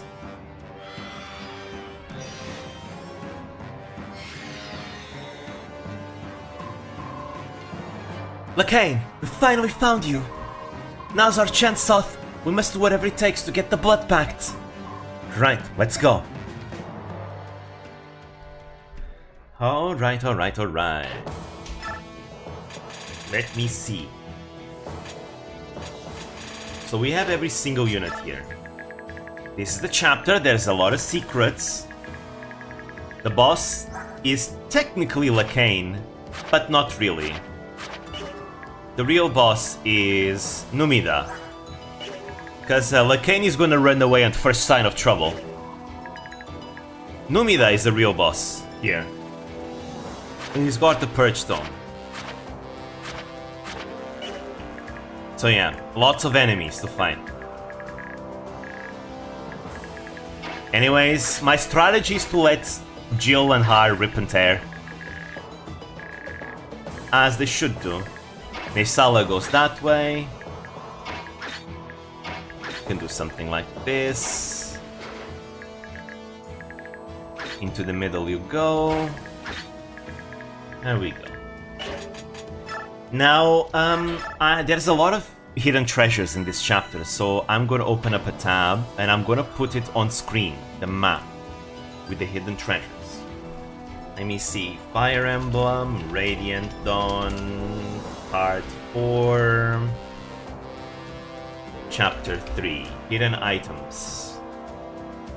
Just a little bit further. There we go. I found them. I found it. Now I'm gonna download the image. Gonna download the image of the map. Me when I play FE4. Fair enough. Can't blame you for that. FE4 is full of secrets. Secrets, some of them that can make or break a character, like the Brave Axe that you can give to Lex. But you need to go to this specific place, or the speed ring you can get from Arden. Let me see now. Let me see image. Add image, browse, there we go. It's right here. Oh, yep, it appeared. It appeared.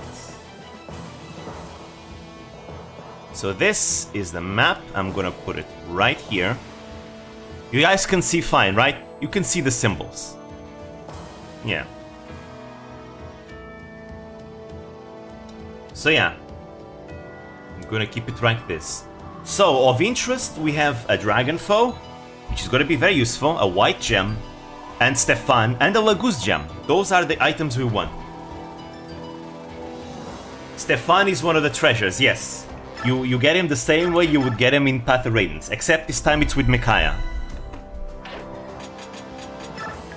Because turns out Micaiah is of the same kind as he is. He is one of my brethren.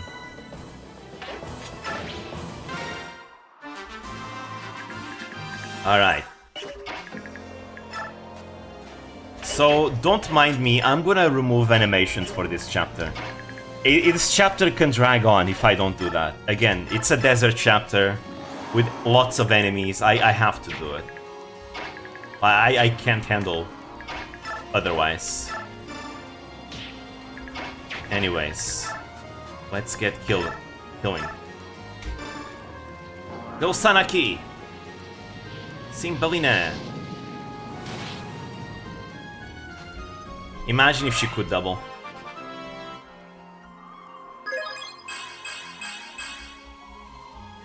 The best recruitment, leaving a unit in a place that looks the same and only works in a specific tile. Yep. Yep. Here's Thani. Nice. And now Nesala goes and kills the other one over here. The sound of the crows is so cool. But yeah, Nesala is the weakest of the Laguz Royals. But he's still pretty damn strong.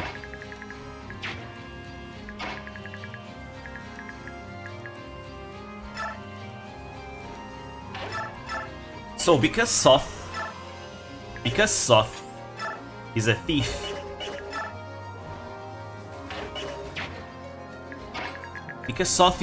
he gets the ability to find treasures instantly. All I need to do is send him there. Ah, there we go. Much better. Go Jill. She doubles. She has hit rate issues though, she needs more skill.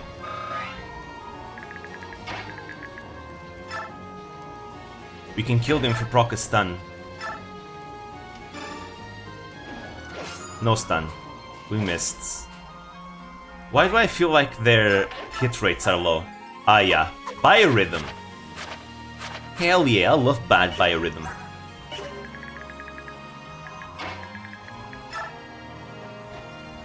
And you can... Oh wow, they double her. Well, I guess I didn't actually promote her now, did I? My fault. Nice. It's very funny how Path of Radiance Jill joins, because why not?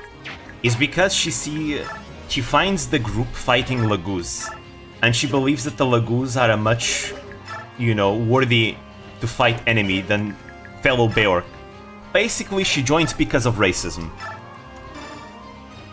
And then she decides to stay because she feels confused that, what? There's Laguz in this army? What the hell? Why? So she decides to stick around to understand why is that happening.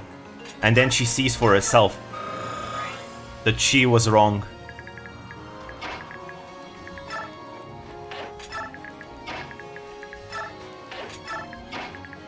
Yeah, she doesn't leave because of curiosity. She gets very curious about, like, why... Like, she explains it. The reason why she didn't leave is because she was curious as to why is there an army with both Laguz and Beorc fighting together side by side. So she decided to stick around to find out what was going on.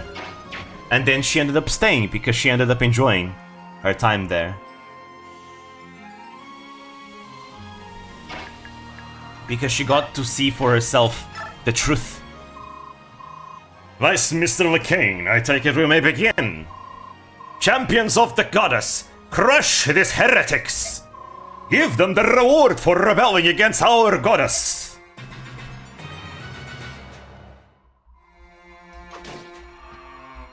Good luck with that. We have Nesala, Jill, and Har. And Skrimir.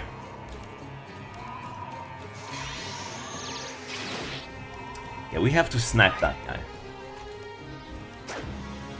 Then it's hoping... Oh, there we go. Stun. Let's go. Here's hoping that it goes fast. It goes quick. Because I don't like this chapter. It's really boring. Boom.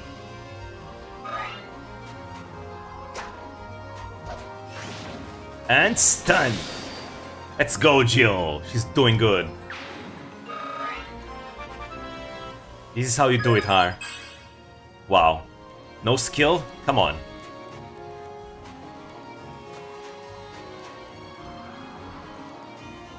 Here comes another one. Oh wow, he doesn't have enough strength to one round them. That's crazy. Fortunately, the enemies are just as hampered as we are by the desert. I mean, actually, we have a lot of flyers, so it's not as bad for us. Wait, no! Harry's asleep, come on! This is not the time for Harry to be asleep. God damn it. Now he can't dodge anything.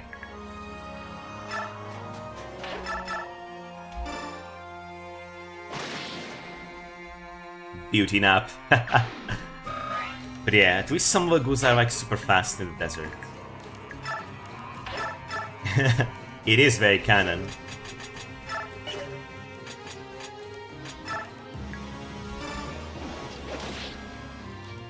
Stun, stun, stun. Alright.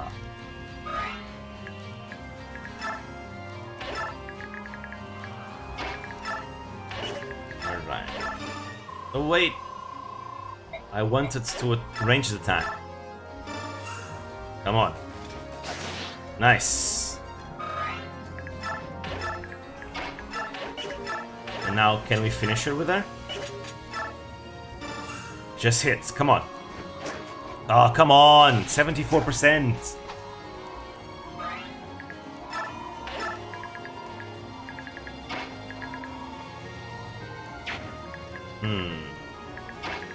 This is sorta dangerous. Can you one round, Nisala? You can. Good.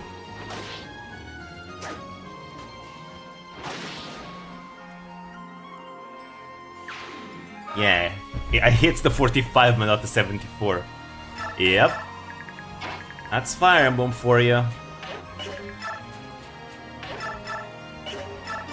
Nice. Flare!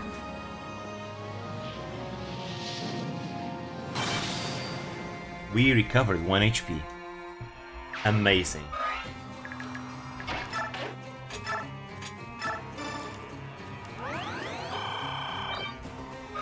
Alright, there we go. I think the dragon foe... Okay, let me check the map. Yeah, okay, it's right there. The dragon foe is very important. You know, I lost beast foe for Nolan. I'm not gonna lose this one.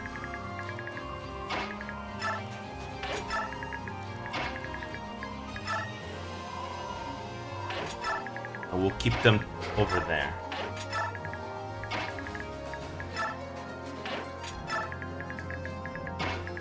And killing too much kills you, dudes.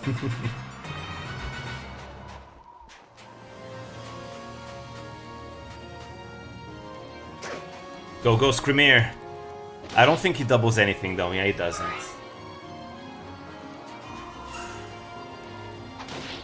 Oh. There we go.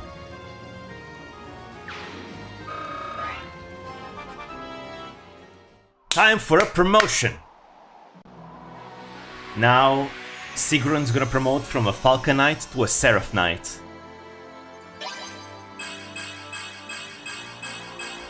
She has the same speed as Har. Wow.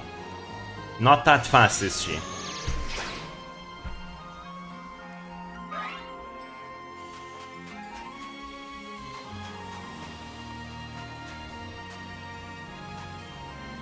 Alright, they slowly advance more and more.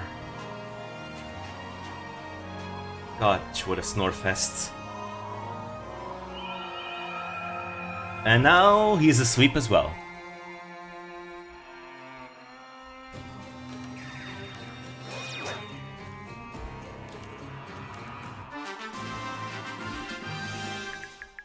Alright.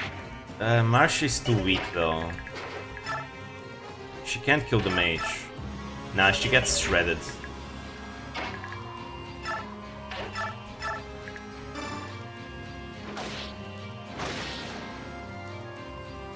Shame I don't have Leanne, because I lost her.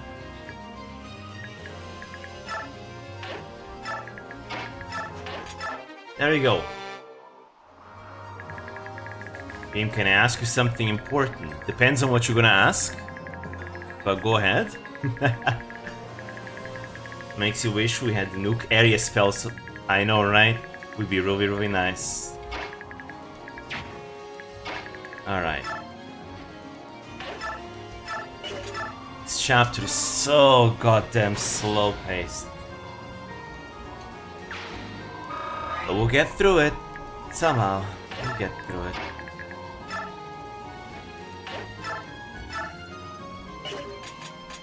Uh-huh. Alright, we can leave right here.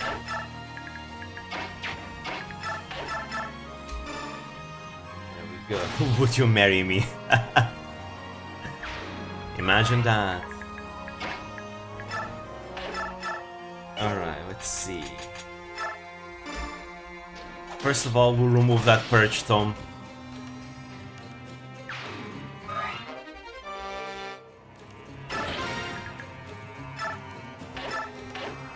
Nice. Now let's try and wake up Stefan. He's light enough that we can wake him up.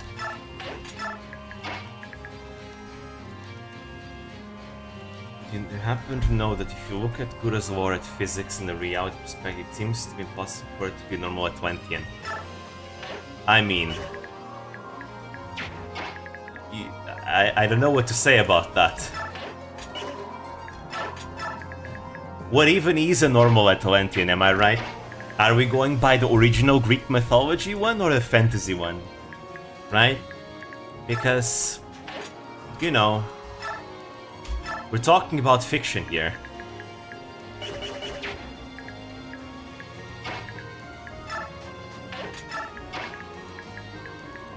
I do not understand how is that an important question though.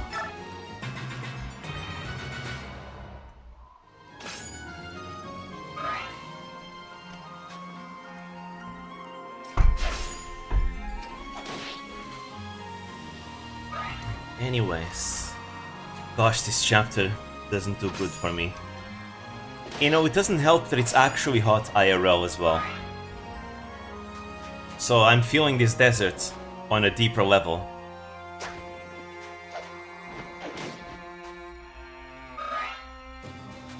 Rather be back on the snow maps.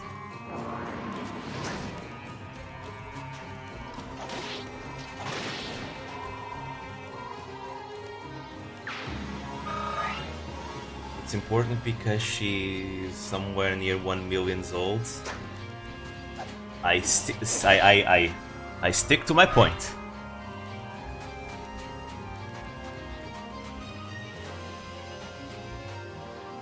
Remember, don't forget about the boy who cried wolf. Next time you say something is important, I might not believe you. Anyways.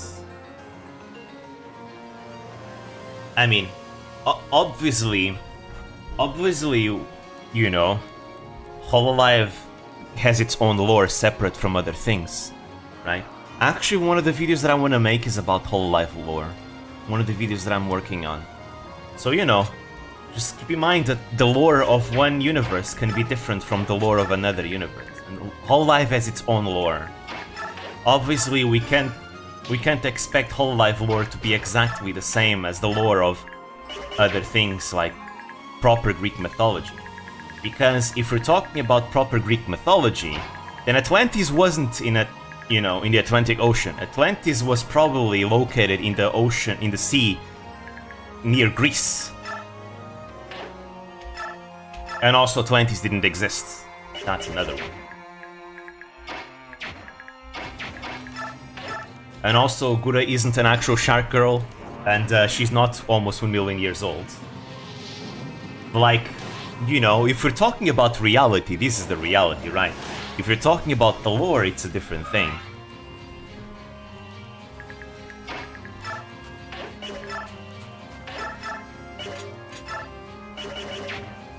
You see what I mean? Yeah. This is what I mean. It's like...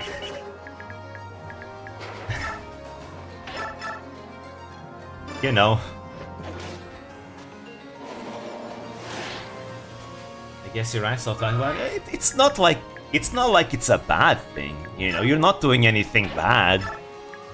It's just, you know, it sounds like a bit of a pointless question, that's all. But you're not doing anything wrong, really.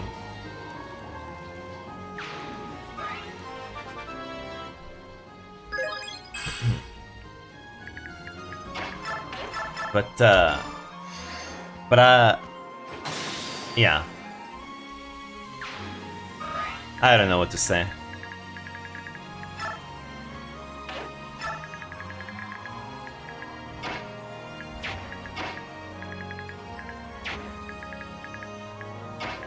Let's see. This chapter is not. Maybe I'm just cranky because of this chapter. Perhaps it's me. I hate this chapter so much. It's legit one of my least favorite chapters in the entire game. I love this game, but this chapter and the chapter where you have to kill 90 enemies is they're so bad.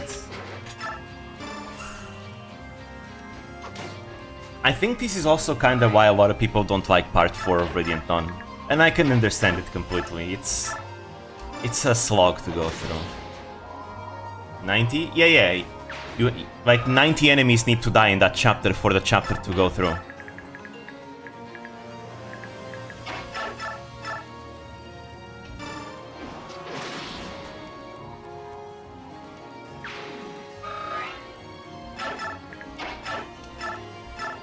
It's quite something, alright.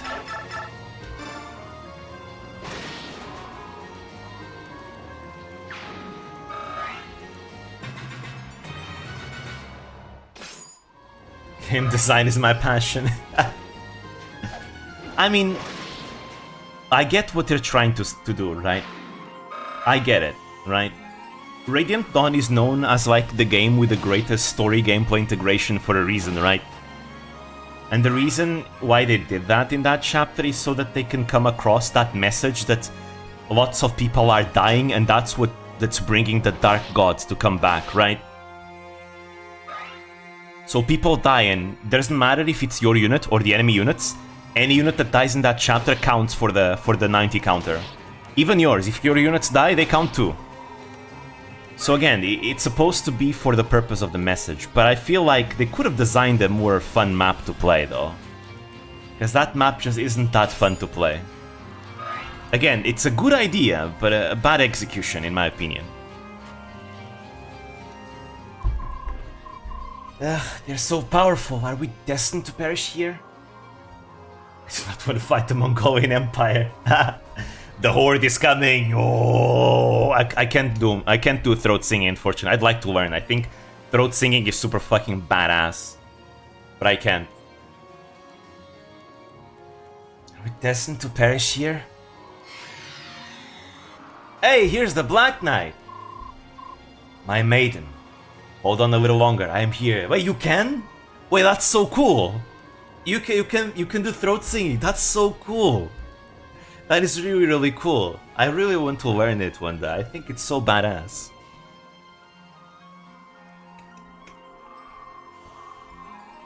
My maiden, hold on a little longer. I am here.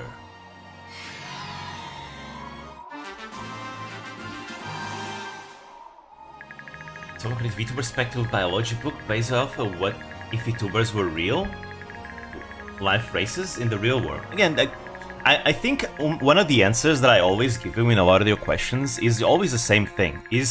Depends on the person, because each person is gonna have a different type of imagination to do that, right?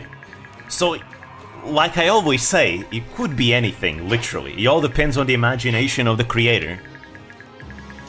And I feel like this seems to be like an answer I always give for a lot of your questions. Just, okay, next time you ask me a question, remember this answer.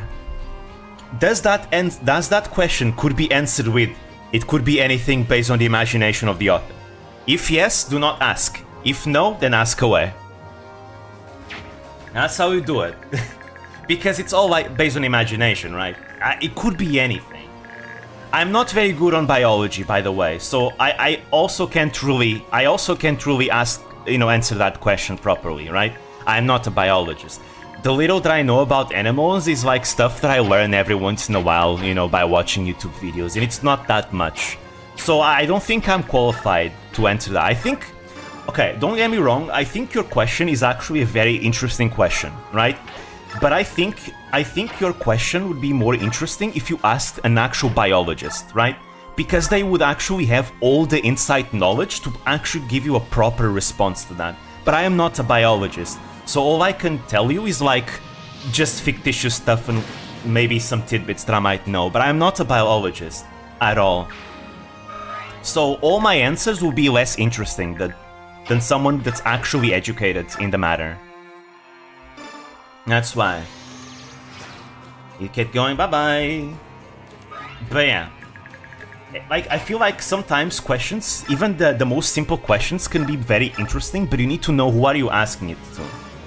Is it like a person that like can have some interesting insight on the matter, right? And when it comes to biology, I'm not very knowledgeable over it. So my insight will always be a very uneducated one.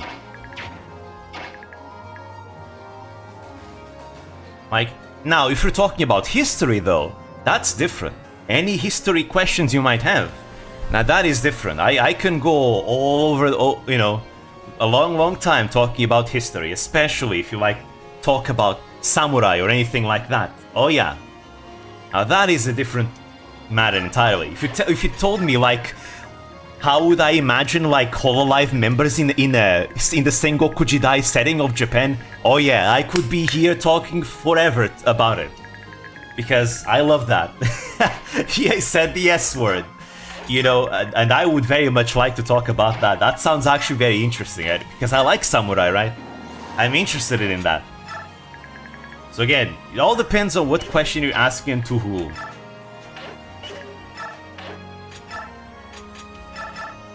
A real strategist play a FE. That would be interesting too. I mean, okay, Fire Emblem. Okay, Fire Emblem is not really the best game for real life tactics, because real life warfare isn't really fought like this, right? I mean, there are some things that are inspired by it, right? But at the end of the day, it's not exactly the same. I think if you want a game that's the closest game to actual real-life warfare, medieval warfare, you go into the Total War series, Medieval Total War, Shogun 2 Total War, those games, Those are like the closest thing to like a real-life warfare.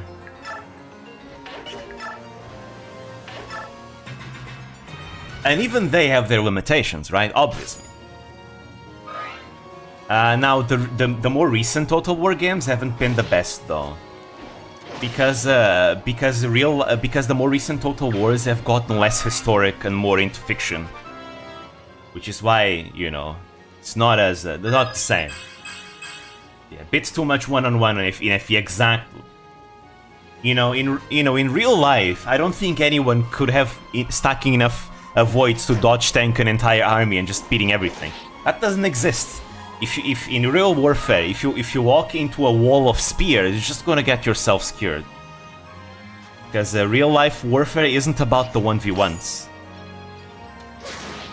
What do you think about the Templar versus Samurai debate? I think that the Templar would win because the sword just destroys the katana easily. By Templar, I assume you mean medieval knights, because Templar is a religious knight order.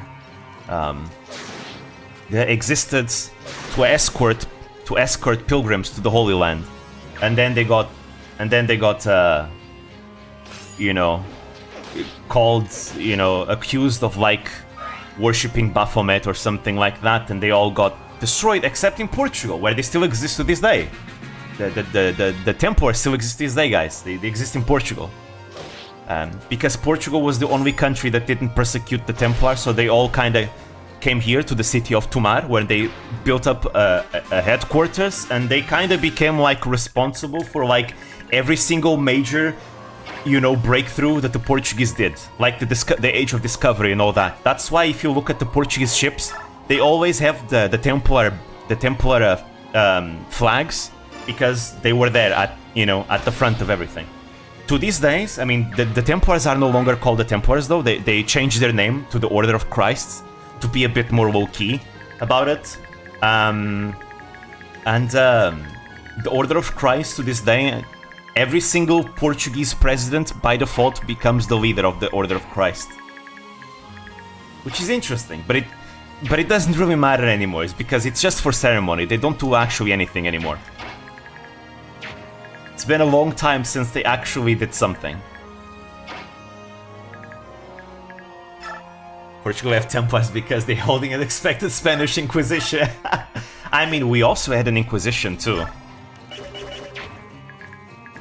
We also had an Inquisition too, though not as hardcore as the Spanish one.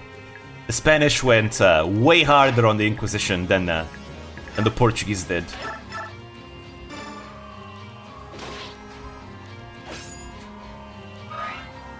But yeah, as for the medieval knights versus samurai, I think we talked about this the other stream, and what I said is that I think this a medieval knight would win, because you know, assuming that they are both at the height of their technology, I believe that the medieval knight would win, because if you look at their equipment, medieval knight equipment is better. A samurai sword, a katana, is not as good as a medieval longsword. Likewise, I feel like chest plate, you know, just overall medieval plate armor, I feel like is slightly superior as well. So yeah, but it's hard to say who would win, actually, right? Because when we're looking at this, like who would win between one or the other, we're looking in a very mathematical way, you know, in a very kind of like stats ways. And the thing is, war isn't fought like that, you know? War isn't fought like that, you know? Mathematics and what should make sense, that's not how war works. And in war, there's a lot of things that play into it, you know? As Sun Tzu would write in The Art of War, in order to ensure victory, there are many, many things that you need to take into account. Those being terrain,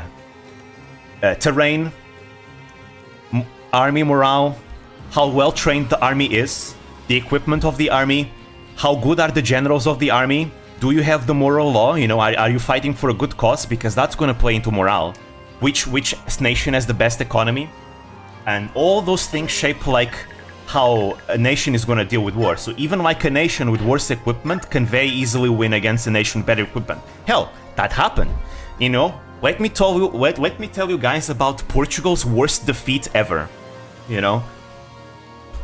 Let me tell you about Portugal's worst defeat ever. So, this was before the downfall of Portugal. This was before, you know, this was the event that made Portugal lose all its influence and power, by the way. So, we had the king called King Sebastian. King Sebastian was a very young king, you know, and he always had like ideas of grandeur, of, you know, conquering North Africa and spreading Christianity there. So he decided to invade Morocco. Right? He went there, and he was completely unprepared. He just, you know, completely unprepared. You know, he just had these, you know, ideas, romanticized ideas in his head that he's just gonna win, right? He went with his army, brought the entire Portuguese court with him, all the nobles and all that. They brought their families as well, and they weren't even preparing themselves for battle, literally. They were just partying before battle. They had like one victory where the king rushed ahead, and that was it, but they were just fighting against like a small army anyways. They had very good equipment. Like the Portuguese, these guys, the Portuguese at this time, this was Portugal at the height of their power. They had like a complete naval. They were a complete naval superpower, an empire that spread from from America all the way to Asia, right? So in terms of equipment, Portugal was way ahead in equipment over the Moroccans. We had better armor, we had better guns, we had better artillery, we had better everything, right? But Sebastian, he was not a good commander, right? He could inspire good morale to the troops, yeah, but, that's not enough. So, came the battle. He did not scout ahead, by the way. He went into open ground, he crossed the river, went into open ground without scouting ahead, where the Moroccan army was just waiting for him. The Moroccan army, again, just waiting, chilling in that open ground. And what did the Portuguese king do? Cavalry, elite cavalry, go right ahead. Rush, alone, without support, just go. And that's what he did. And guess what happened? The wings, because the Moroccan army was infantry, they were waiting for them, right?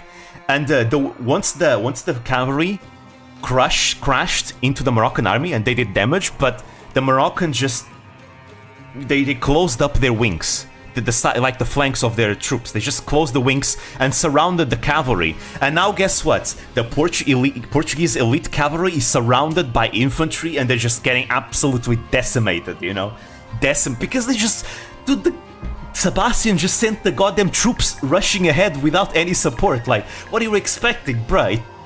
That's not how you use cavalry, you just gotta, without any support, they just gotta get encircled and destroyed. That's what happened. And then, once the cavalry was encircled, then the Moroccan Sultan gave the signal. He gave the signal. And then from like the mountains nearby, like hundreds upon hundreds upon hundreds upon hundreds of like Moroccan cavalry equipped with guns just arrived, and they surrounded the Portuguese infantry, and they just kept shooting guns, getting close, shooting the guns, going back, reloading, going for next to them again, and shooting again. And the Portuguese infantry just couldn't do anything because they didn't have enough mobility to keep up with the Moroccan cavalry. So they just got slowly just pelted with bullets, slowly, and they got absolutely decimated. The Portuguese king did one last charge against the Moroccans, and he was never seen ever again. Because then, after the cavalry was decimated, the Moroccan infantry advanced against the Portuguese infantry, and they got decimated completely. There we go. And that's how an army with, inferior equipment just destroyed completely an army with better equipment. Why? Because the Moroccans had the moral law. They were defending their territories. They knew the terrain much better. They utilized the terrain to their advantage, because an open plain is great for cavalry. They did not underestimate the Portuguese. They actually prepared before the battle. They had better tactics. They just did better, and this is why the Portuguese got destroyed at the Battle of Alcácer Quibir, which is the beginning of Portugal's downfall, because the king died there. The king did not survive. He was never seen ever again. He died as a 19-year-old. He was a 19-year-old king that just died because he had all these ideas of bravado in his head, and look at what that got. What that got him. Just got destroyed. So yeah. So this is why I say, in terms of equipment, a medieval knight will beat a samurai, but equipment alone is not enough, and we need to keep in mind that for example, if I talk about the Sengoku Jidai samurai, I believe that in the Sengoku Jidai, right, during the times of the Sengoku periods, I believe that Japan had the strongest army in the world, in my opinion. By the time Japan was unified, I think they had the strongest army in the world.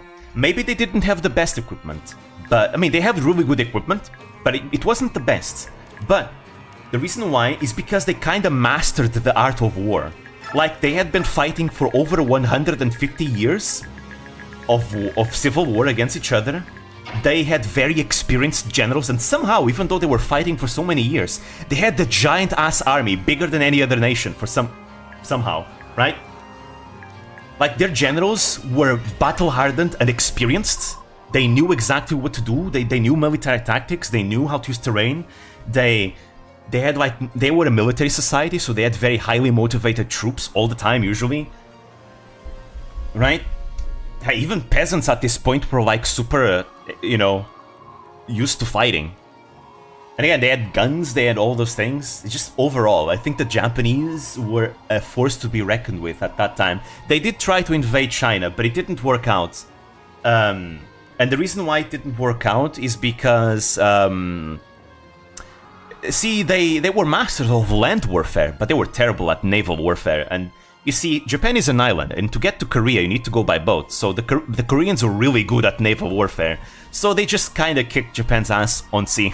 And because of that, Japan could not resupply their troops in the land, and that's how Japan lost the war. Yeah. Reinforcements. I suppose I must turn back for my own safety. It is vital that I not be harmed for the good of the world to come. While it pains me to leave the field of battle, I mustn't put myself at risk. I like the idea of Spanish people fighting with boiling water against France. Not best rebellion, though. Uh-oh. Volug, no! Volug is dead. No, Volug, no!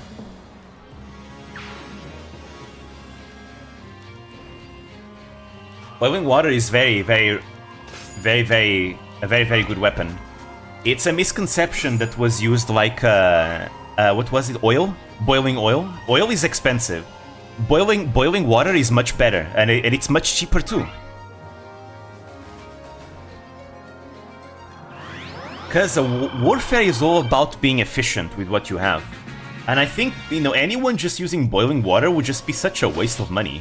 Because oil is just so expensive. Water though, water is abundant. So you just use water on troops, enemy troops, and that works fine. And it was a terrible way to die, by the way. There we go, he's awake, finally.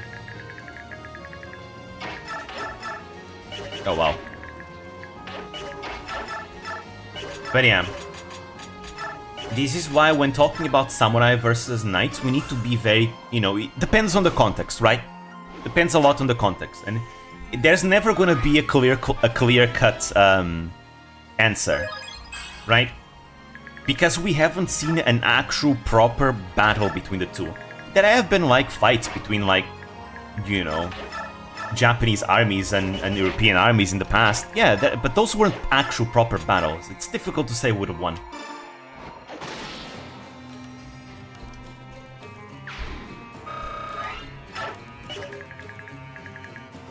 But yeah, and again, if you look at the Sengoku period itself in Japan, even then, again, let me talk about Oda Nobunaga. Oda Nobunaga, pretty much the guy that kick-started Japan's unification. The Oda clan was a minor clan. They were a minor clan. And they were neighboring a much stronger clan, which was the Imagawa clan. The Imagawa clan at the time was one of the strongest clans in Japan. The Imagawa clan were marching upon the capital, and the Oda clan is in their way, so they were just gonna gobble up. They were just gonna gobble up Oda territory. But Nobunaga was able to, through one final gamble, manage to defeat the Imagawa and managed to become a superpower himself.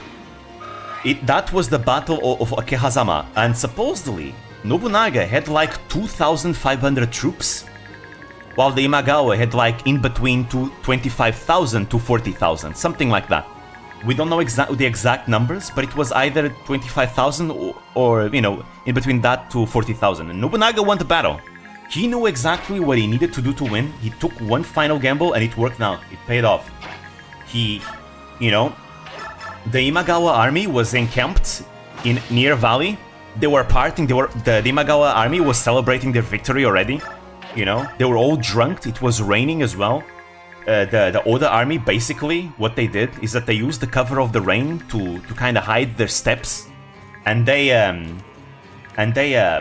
stationed lots of war banners in a nearby fort, in vision of the Imagawa camp. The Imagawa could see the banners and the torches being lit on that fort, but that was a decoy. There was a very small force in that fortress. The main force was not in the forts. The main force was actually just sneaking through a hidden passage through the valley, using the cover of the rain and the storm to hide their movements. they managed to sneak past lots of the troops, and they went straight at Imagawa Yoshimoto's camp, the daimyo of the Imagawa clan, and they were able to just beeline and just pretty much, dude. If the Battle of Okehazama was a Fire Emblem stage, it would be a kill boss stage. It would be a defeat the boss stage, because that's exactly what Nobunaga did. He went straight, got them low turn counting directly into Imagawa Yoshimoto's camp, and just they were able to kill him. And once Yoshimoto's killed, in the middle of the confusion, the troops started running away, and the armies of Imagawa Yoshimoto just scattered because their leader just died. And the two peasants that killed Yoshimoto, they presented Yoshimoto's heads to Nobunaga. So there we go. Is another good example that there's more than just mathematics that goes into warfare. Much, much more than that. There's a lot that goes into it. Yoshimoto was a good leader, but he was not a good commander. The reason why he had seen success in battles in the past is because he had a good strategist called Taigan Sessai. But Taigan Sessai was already dead by the time of the Battle of Kazama. He died of old age. So unfortunately for him, he had to use his own strategies, and he himself was not a good commander, even if he was a good politician. How was called the strategy that the Vietnamese people do? The one where they killed everyone in the middle of the night? You mean like you know, appearing quickly by surprise and then going away? That's called a guerrilla. That's called guerrilla warfare. It's a very effective strategy used whenever you have like the smaller force. Whenever you have the smaller force, that's the best tactic to use. You use surprise. You know, you have better knowledge of the terrain. You use your better knowledge of the terrain to do many surprise attacks and disappear fast. The Lusitanians used that a lot against the Romans when Rome invade Iberia. And throughout history, you see many nations use that whenever they have like the smallest force. Usually, it's the defenders that do the guerrilla warfare, because guerrilla warfare requires you having better knowledge of the terrain, so you can use it to your advantage. You know where to hide, you know where to run away, you know how to move around much faster than your enemy, because your enemy doesn't live there. For example, Finland used that against the Soviet Union during the Winter War as well.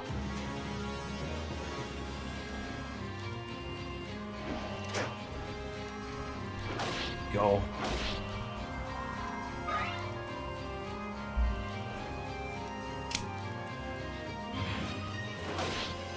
Honestly, The Art of War is a great read. I'd really recommend it. It's so fascinating.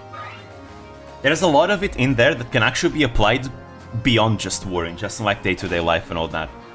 It's a very good read. It's definitely like a masterpiece of a book. And it's interesting to think that like Sun Tzu, the author of the book, he was actually against war. He thought that war was just very counterproductive. You know? Just causes lots of suffering and destruction and more trouble than it's worth. But nonetheless, he believed that knowledge of the art of war was important because it's a matter of life and death.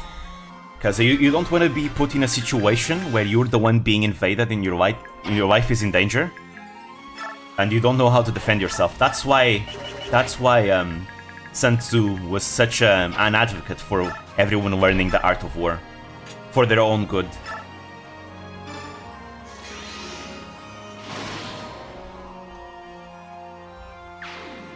But he had a very Taoist perspective on things. He was a Taoist, in fact. You can definitely like recognize a lot of his Taoist thoughts if you read the Art of War. He puts a lot of that. I mean, the whole fact that he sees war as a very counterproductive thing because of all the cons of war already is, in my opinion, a very Taoist perspective. Because Taoism is all about following the path of least resistance. And in the writings of Sun Tzu, you can definitely feel that. You can definitely feel that. That whole path of least resistance with it. And if you do get into a war, try win it as fast as possible. Because the faster the war ends, the less destruction happens, the less people have to die, you know, the more economies can sustain themselves, the less resentment you cultivate on people. Just a long drawn out war is just the worst thing ever for everyone involved, no matter who it is. The only people, according to Sun Tzu, the only people that would enjoy a long drawn out war would be truly evil people that understands how to profit from war. You know, like mercenaries that prolong wars on purpose because they know they're gonna get paid more if the war keeps going for longer. This happened a lot in Italy, by the way. You know, in medieval Italy, back when you know, city-states were contracting mercenary armies to fight for themselves. The mercenary armies from Italy, they would literally just drag on the wars as long as possible and pretend to fight each other just to keep the war going so they could get paid more. Like, legit. And the Sun Tzu would call those people like truly evil people, that they understand the true profit of war, because war is bad for everyone, right? And to truly profit from a long drawn out war, you need to be some kind of evil, right? At least in the eyes of Sun Tzu. Which is very interesting. Some people call Sun Tzu like a warmonger, that he just likes war, and if you like the art of war, you're a bad person. But I feel like the people that say that have never read the art of war. Because if they actually read the art of war, they would say that, nah, he actually is very much against war. He does not like war. It's just, you learn the art of war because, just in case, you need to use it, but otherwise, it's best if you never have to use it. And again, you can use it every day, you know, in your everyday life anyways. You don't need to be at war for that. When Franco invaded Spain, he used mercenaries. In that war, the only people that won were the mercenaries. Yeah, exactly. Because only the people that truly make a living, make profits off of war, are the ones that actually can win from it. Anyone else is going to suffer. Everyone else just wants it to end as fast as possible. Ah, Duke Numida. Unbelievable that a coward like you was changed back from stone. Particularly surprising, given some of your more impious transgressions. I have no idea what you're talking about. I am a senator in good standing. My country produces excellent spies, Your Grace. I know every atrocity you committed while in Dane. I actually hold quite a bit of incriminating evidence that would destroy you if it became public. It's a pity that all that work will be wasted, though, since this is the last day of your life.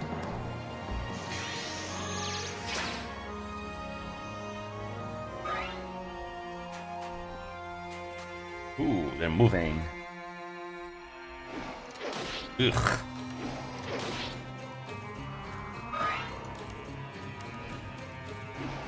Yeah. War involves a lot of things into it. It's very complicated. And it's a lot to go into it.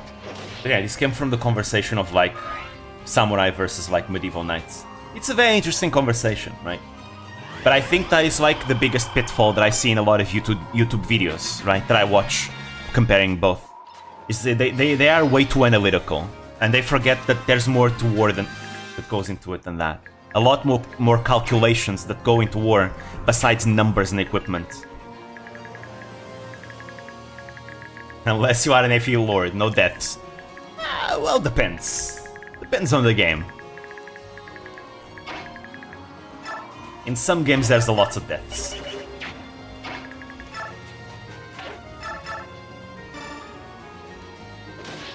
Like FE4.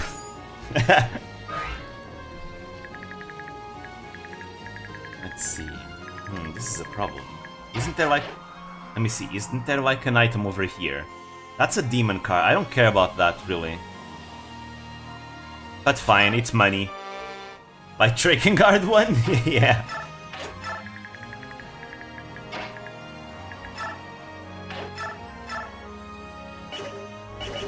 Ooh. Can Micaiah reach with Physic?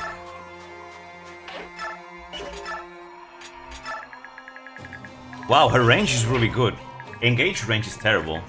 This is good.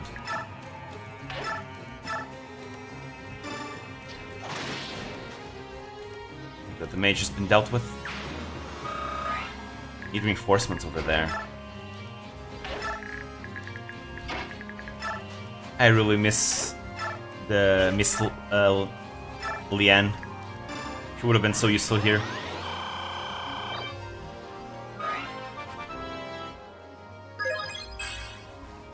Nice.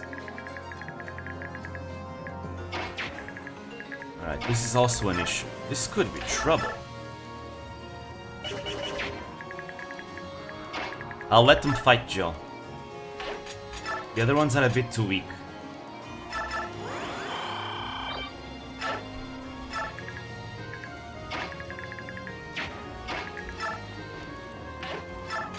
Oh, you have nothing. That's bad.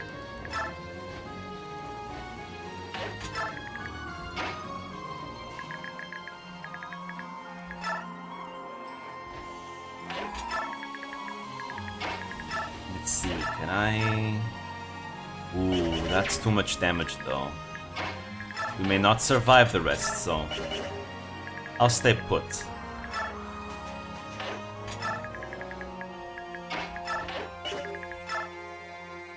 Sadly, I can stay longer, I need to go to sleep. Work is early tomorrow. Alrighty, thank you for coming though. Bye bye, sweet dreams. And I'm gonna try and finish this chapter because goddamn. And I want that Lagoose gem. Because that's gonna be important for Liar. Stay put. Hey, who else needs to move? Oh, right. The crow. The best archetype in FP is the Kamuzik archetype, and that is because Kamuzik doesn't do the archetype correctly. True. I like that archetype a lot. I even made an entire video on it. Like, it was my second video in my channel ever. It was about the Camus archetype. I really like the Camus archetype a lot. It shows that, you know, not every person that you kill in war is evil. Who else needs to move? What the hell? Oh, Nisala.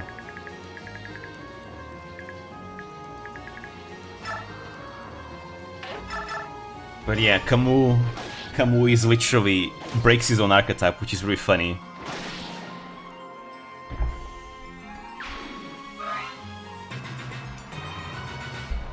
Alright, let's see if nobody will die this turn. Because there are wyverns out there. No, Soth! Oh, okay, it doesn't get doubled.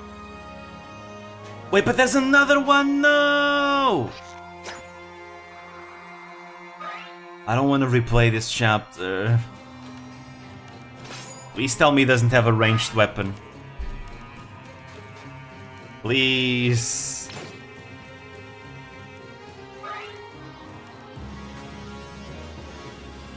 Ugh, the anticipation is killing me.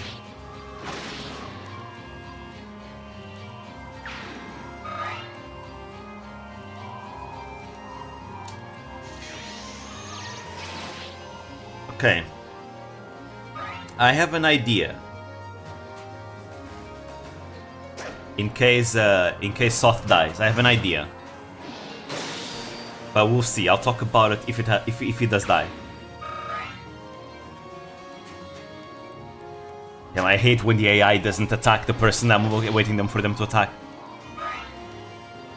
They wait all the way until the end. See? He moves last. Oh, he doesn't have... Oh, nice. No ranged weapon, let's go. No ranged weapon, we're fine. We're chilling.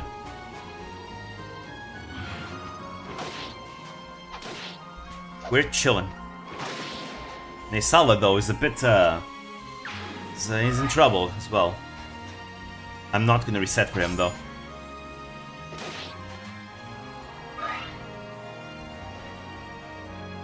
Come on, Nisala, you're supposed to be dodgy. You're getting hit too much. You're a goddamn crow.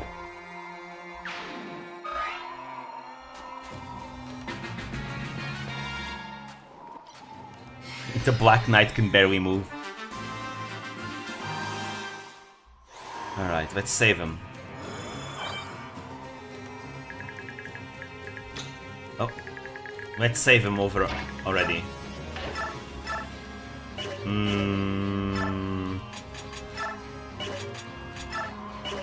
no damage, eh?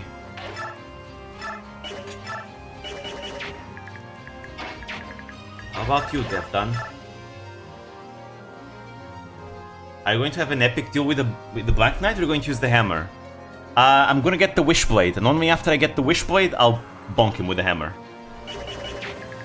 I mean, my Ike is really strong. You could probably just destroy him easily anyways. And my Ike capped a lot of stuff.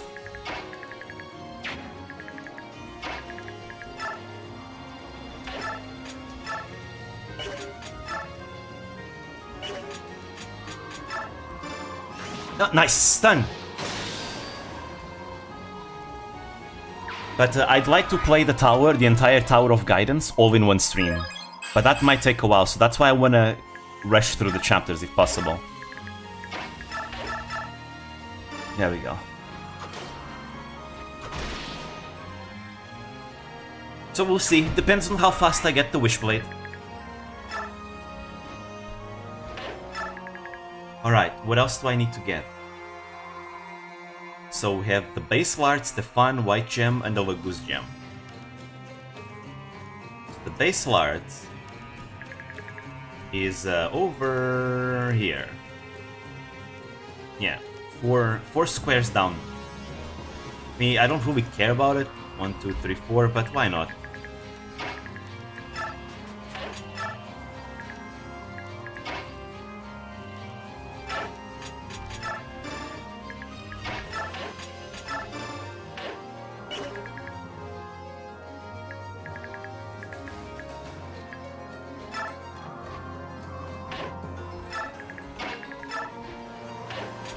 Right here. Let me guess, there's no more ranged tomes, right? He still has a purge. Well, that's not good.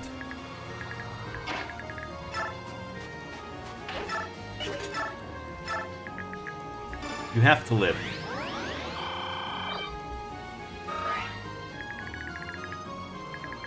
Oh, I wanted to heal Nesala too.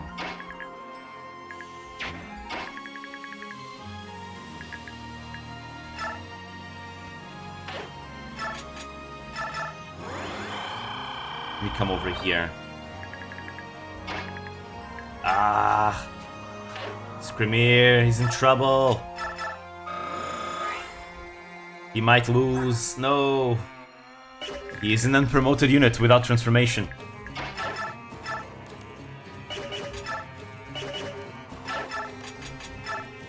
Hammer. I mean, steel axe.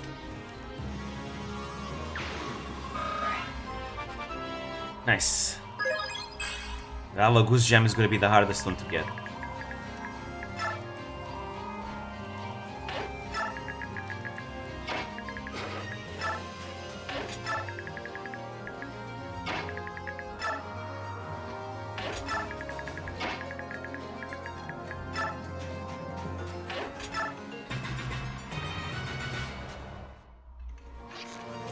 Ouch. Come on, you're a crow, you should be evasive.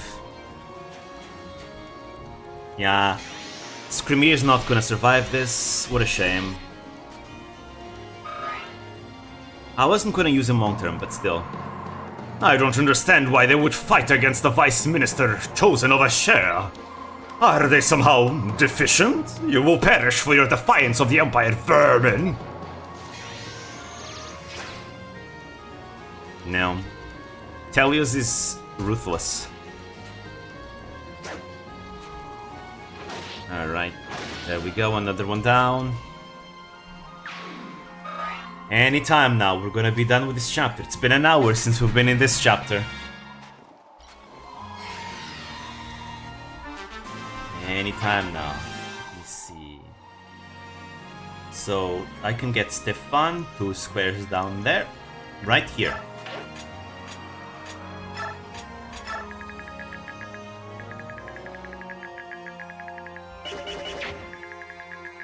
Wait, he's alive. Oh. Well then. This changes everything. I'm gonna kill all of you.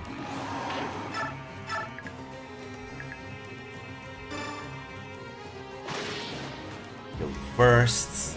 Because you have magic, and that's nasty. He now has 34 defense. You can't hurt him.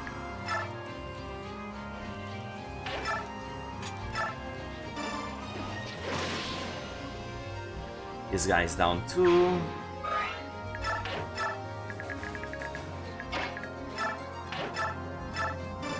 Kill the archer. When 3 hours have passed, I still didn't finish it. That's very relatable. That's very, very relatable. Can I? No, I can't reach. Alright, that's fine.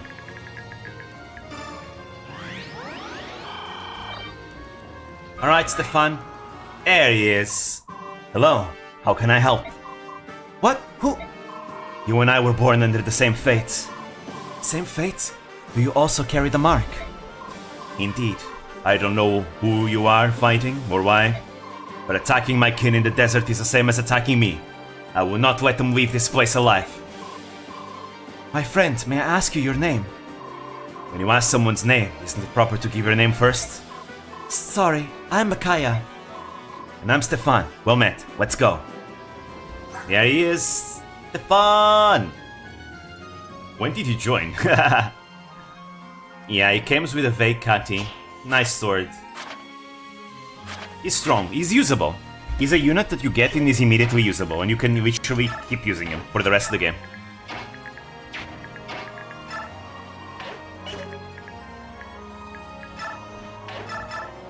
Alright. Now slowly kill them.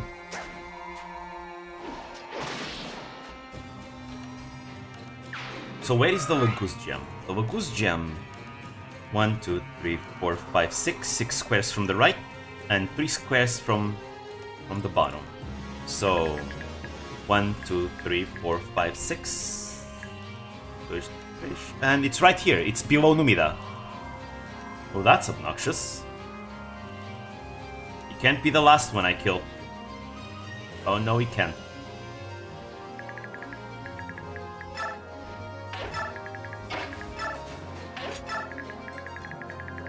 Alright, and I still want that white gem, which is very useful.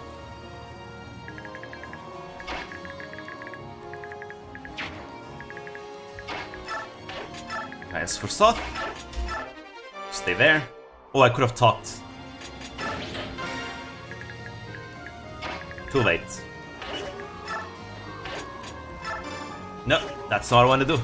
I want to rescue. This will make things way, way easier. No one can reach here, right? Right.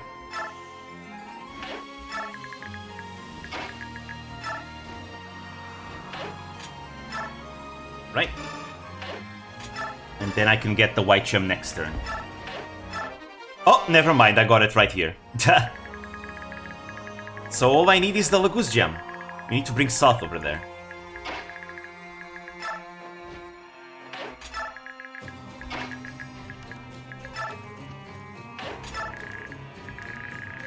Who else needs to move? Mordecai. We're almost done, guys. Almost done. Soon this sandy hell will be done. Just a little bit further.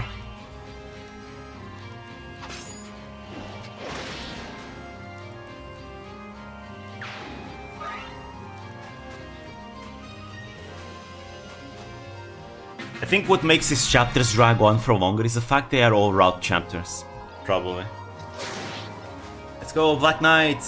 Wait, the Black Knight doesn't double? What the fuck? Oh wow, it doesn't double. Insane. Anyways, you have a Perch Tome. That's pretty cool. That means I can just kill you without you doing anything. Bye-bye. What's happening? Vice Minister, I lost the battle.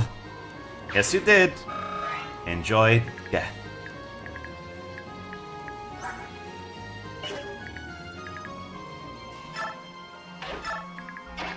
Now I have to go over there.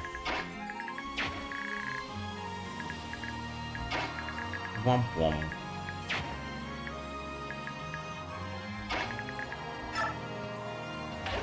Let's clear them out here first.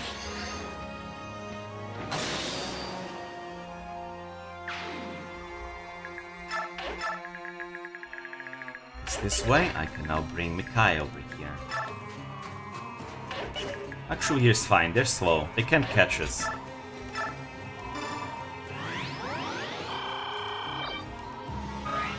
Very nice.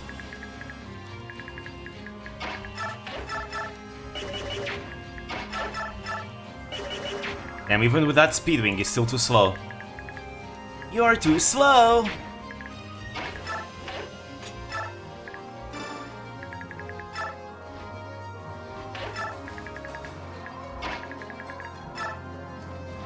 And now we're gonna bring Soth over here.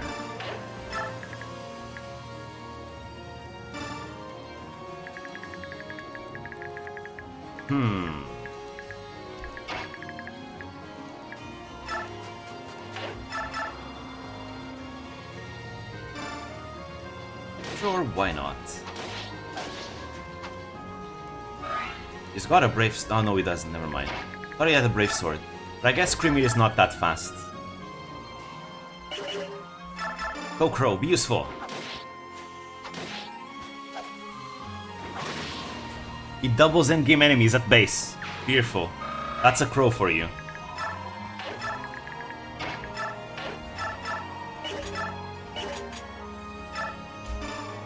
Nice! Imagine this chapter with only infantry units, that's absolute hell. I already hate this chapter with flying units, that's why I always bring all the flying units in this chapter, because it just works better. I can't imagine the slog. It would be terrible. Even with all the bows, flying units are pretty good here, because you can just... The enemy bow users have trouble moving around. So it's really easy to take care of them, regardless. Mages do fine, but mages suck in Telius, though. Nice. I did send Ileana here when I made my Ileana Juggernaut run. Oh, what a beautiful level up. He got speed too. Hey, double that one, nice. Alright. Let's see what we can make.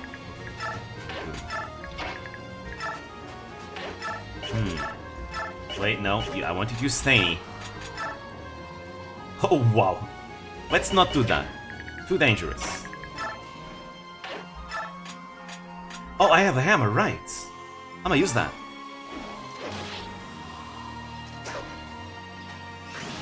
Nice. Let's not repeat the chapter, yeah. Definitely not.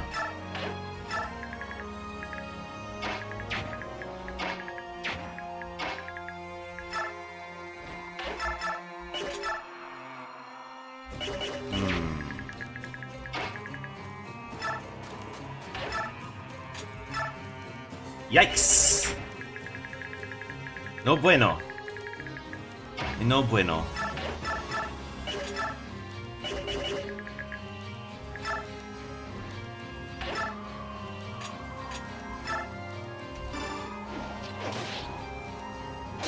Ouch! That hurts.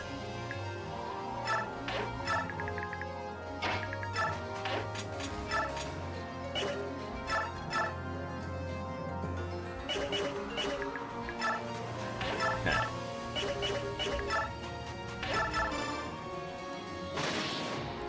Alright, one more. Teksho! Utsutottari! Next, we'll kill the archers. Just get through the archers, because they're the biggest problem here. And who knows, maybe if we get lucky, we could potentially get the Lagoose Gem right now? Maybe? Maybe? Ah, not really.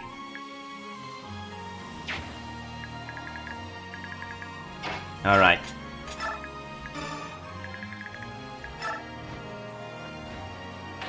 We'll move Soth into position.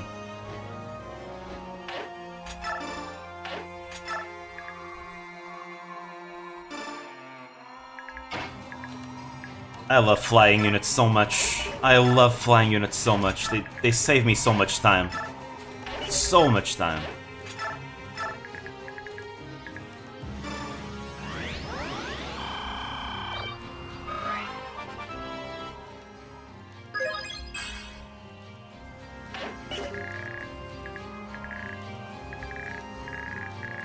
I don't want to move anyone else.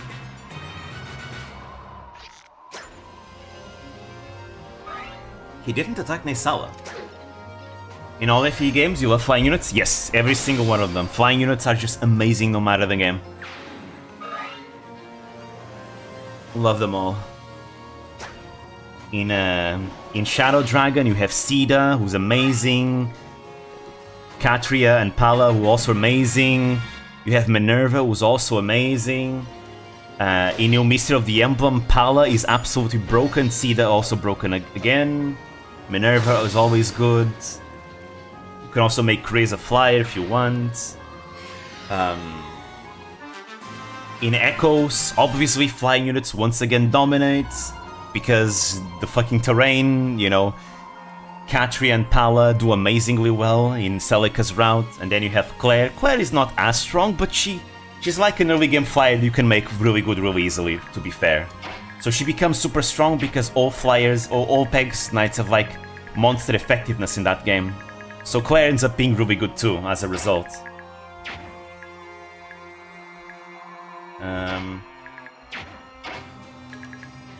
Let me see. In obviously FE4, it's a game where high movement dominates, and flyers have high movement. Once again, they can also ignore terrain and all that, which can be good for saving villages. I got it. In FE5, I mean, it's a standard game like any others. There's a lot of things you can do with flying. I don't know why, but I have a fetish with infantry or cavalry units. It's really nice to be able to like fly over terrain and all that. It's very useful. In FE6, again, there's so much utility you can get with flyers. I like Shanna. Shanna is great. Her sisters are great too. And then you get Milady, who's amazing, absolutely insane. Wyvern Rider. And then in FE7, you know, the flyers are decent. You have Farina and her sisters as well. Early game flyers tend to be always good usually. In Path of Radiance, you have Jill and you have Marsha, and then you have Tanith, who are also amazing. Then in Radiant Dawn, you have, you know, Har and Jill, who are amazing as well. They are usually the two flyers I always use. In Awakening, you know, the Dark Flyer class is broken. But regular Pegasus Knights can be good too. Wyvern Riders are always good. Shershi, I love Shershi so much in Awakening.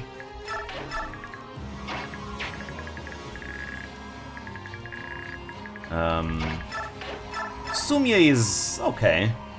Dark Flyer class is so good though. And then in Fates, obviously Camilla is like one of the most broken units in the game. Also, I feel like I just killed Screamer. Well then, that's a shame.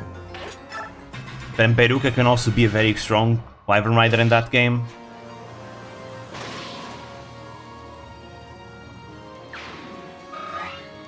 Malignite Elise is super strong too.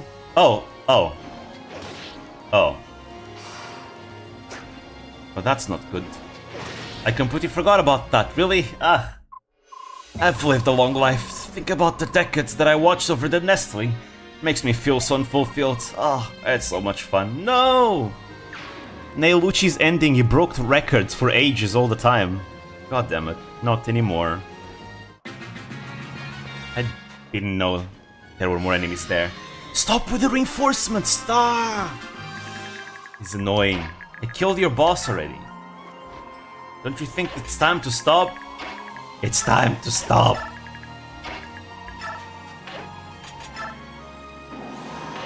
Let me see,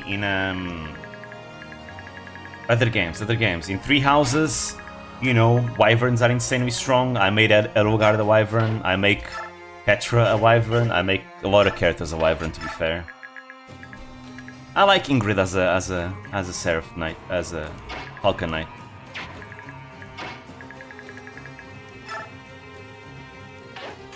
In Engage, obviously Ivy and Hortensia are awesome. I like them both. Been using them pretty much all the time. Chloe is very strong. I didn't use it in my previous run, but Chloe is very strong, especially with Emblem Sigurd.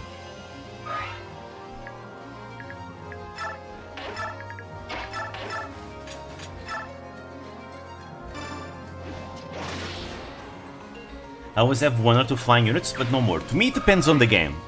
It really depends on the game. There are games where I have a lot of them. Other games, I don't have that many. Healer Mage flying unit is perfect. Yep, it's amazing. One of the best combinations ever.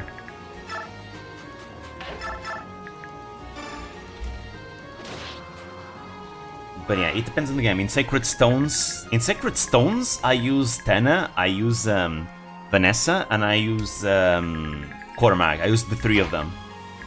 Cyrene, not usually, because at that point I think I have better units. But still. It really depends on the game.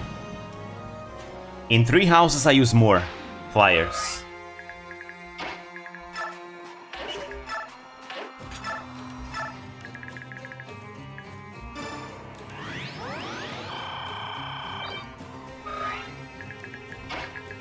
Alright, here we are. And then Fates also brought us Kinshi Knights. Kinshi Knights are so strong. Being able to use bows while you fly is very useful. And they can still use lances.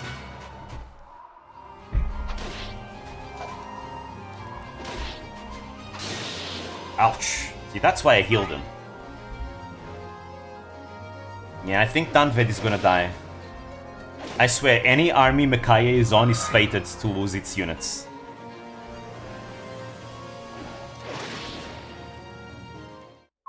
In this world, there is no place for joy or laughter. Ah, sad. I think I'm rushing too much and I'm distracting myself. But I really want to get through this chapter already. Stop with the reinforcements. I swear if you bring more. Fucking hell. Are you kidding? Stop it. Stop. Please. Enough. Enough. Don't you think? I think the chapter is over, game. Come on.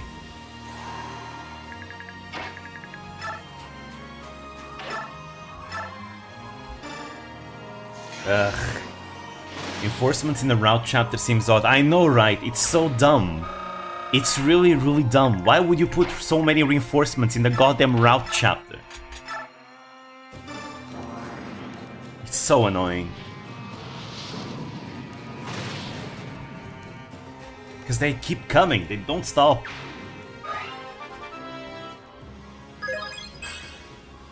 Oh, wow, she's getting strength a lot.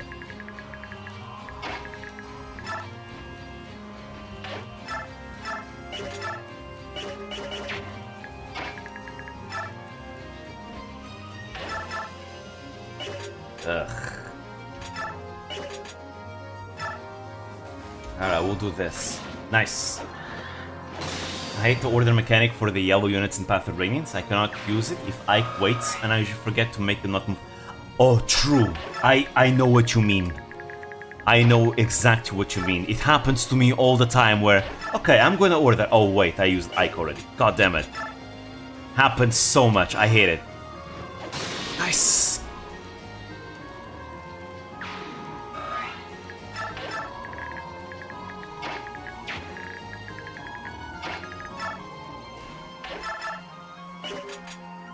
Please, all my units, please proc stun or something. I just want to finish this chapter already. Please.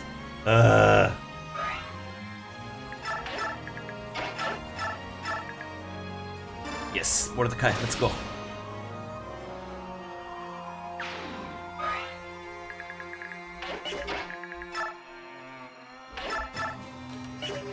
Alright, Har. Don't miss.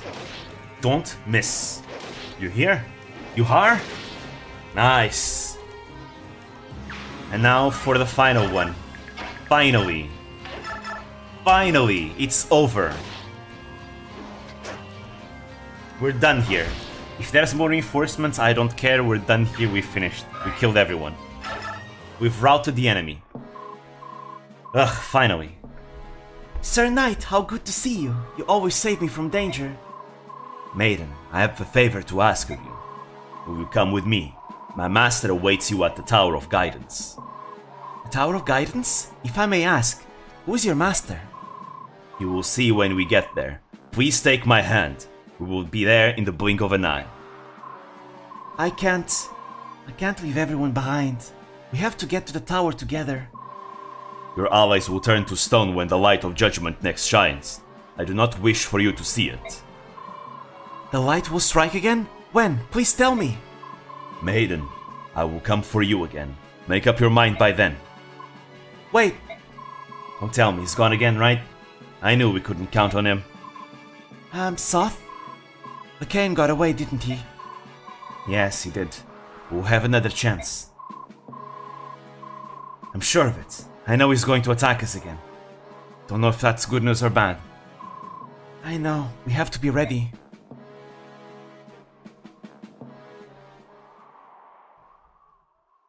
And then, there we have it. Oh, never mind. Sigrun, Tanith, I need to talk to both of you. Empress? Why so serious? Whatever it is, you can be sure that Sigrun and I will help you with it. Tanith, let her speak. When the last apostle was assassinated and I was not yet born, Benyon went a long time without central authority. The people were frightened both of the murder and the power vacuum. Yeah, without the goddess's voice, Benyon was lost.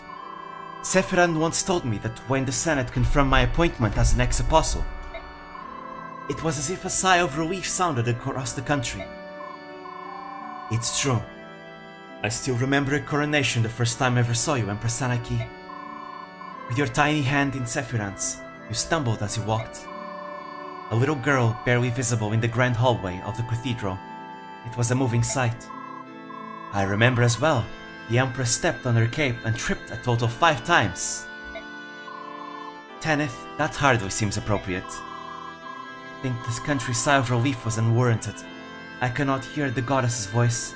I never could. This has perplexed me for years. At first I thought my youth was to blame, but this excuse grows thinner each year. There is no clear age at which previous apostles heard the goddess for the first time, but all of them had heard by now. Empress, if this is about what Tukgara said, if I am not a true apostle, have I betrayed my people, even unknowingly? You two are my most trusted friends.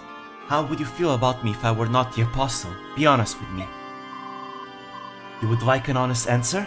Very well. It would change nothing. What? If you thought that our allegiance was to the office of the apostle, well, you were wrong. Even from a young age, you have been working with Lord Sephiran to fight the Senate on behalf of the people. Our loyalty lies with you, Empress Anaki. You will always be our Empress. Please do not forget that. I am blessed, not by the voice of the goddess, but by loyalty like yours. Be strong, Empress Anaki. Even if you are not an apostle, you are still on the throne. You are still the one true Empress of Benyon. I don't know why I said throne there. That's nice. Sanaki is such a good character too. Anyways, I'm gonna finish it here because part 4 chapters are big as fuck. So yeah, thank you guys for coming. We'll continue next time. I have no idea what I'm gonna stream next Tuesday. So if I have no idea what to stream next Tuesday, I guess I'll stream more Fire Emblem. So yeah, thank you guys for coming. I'll see you next time. Sweet dreams. Bye bye.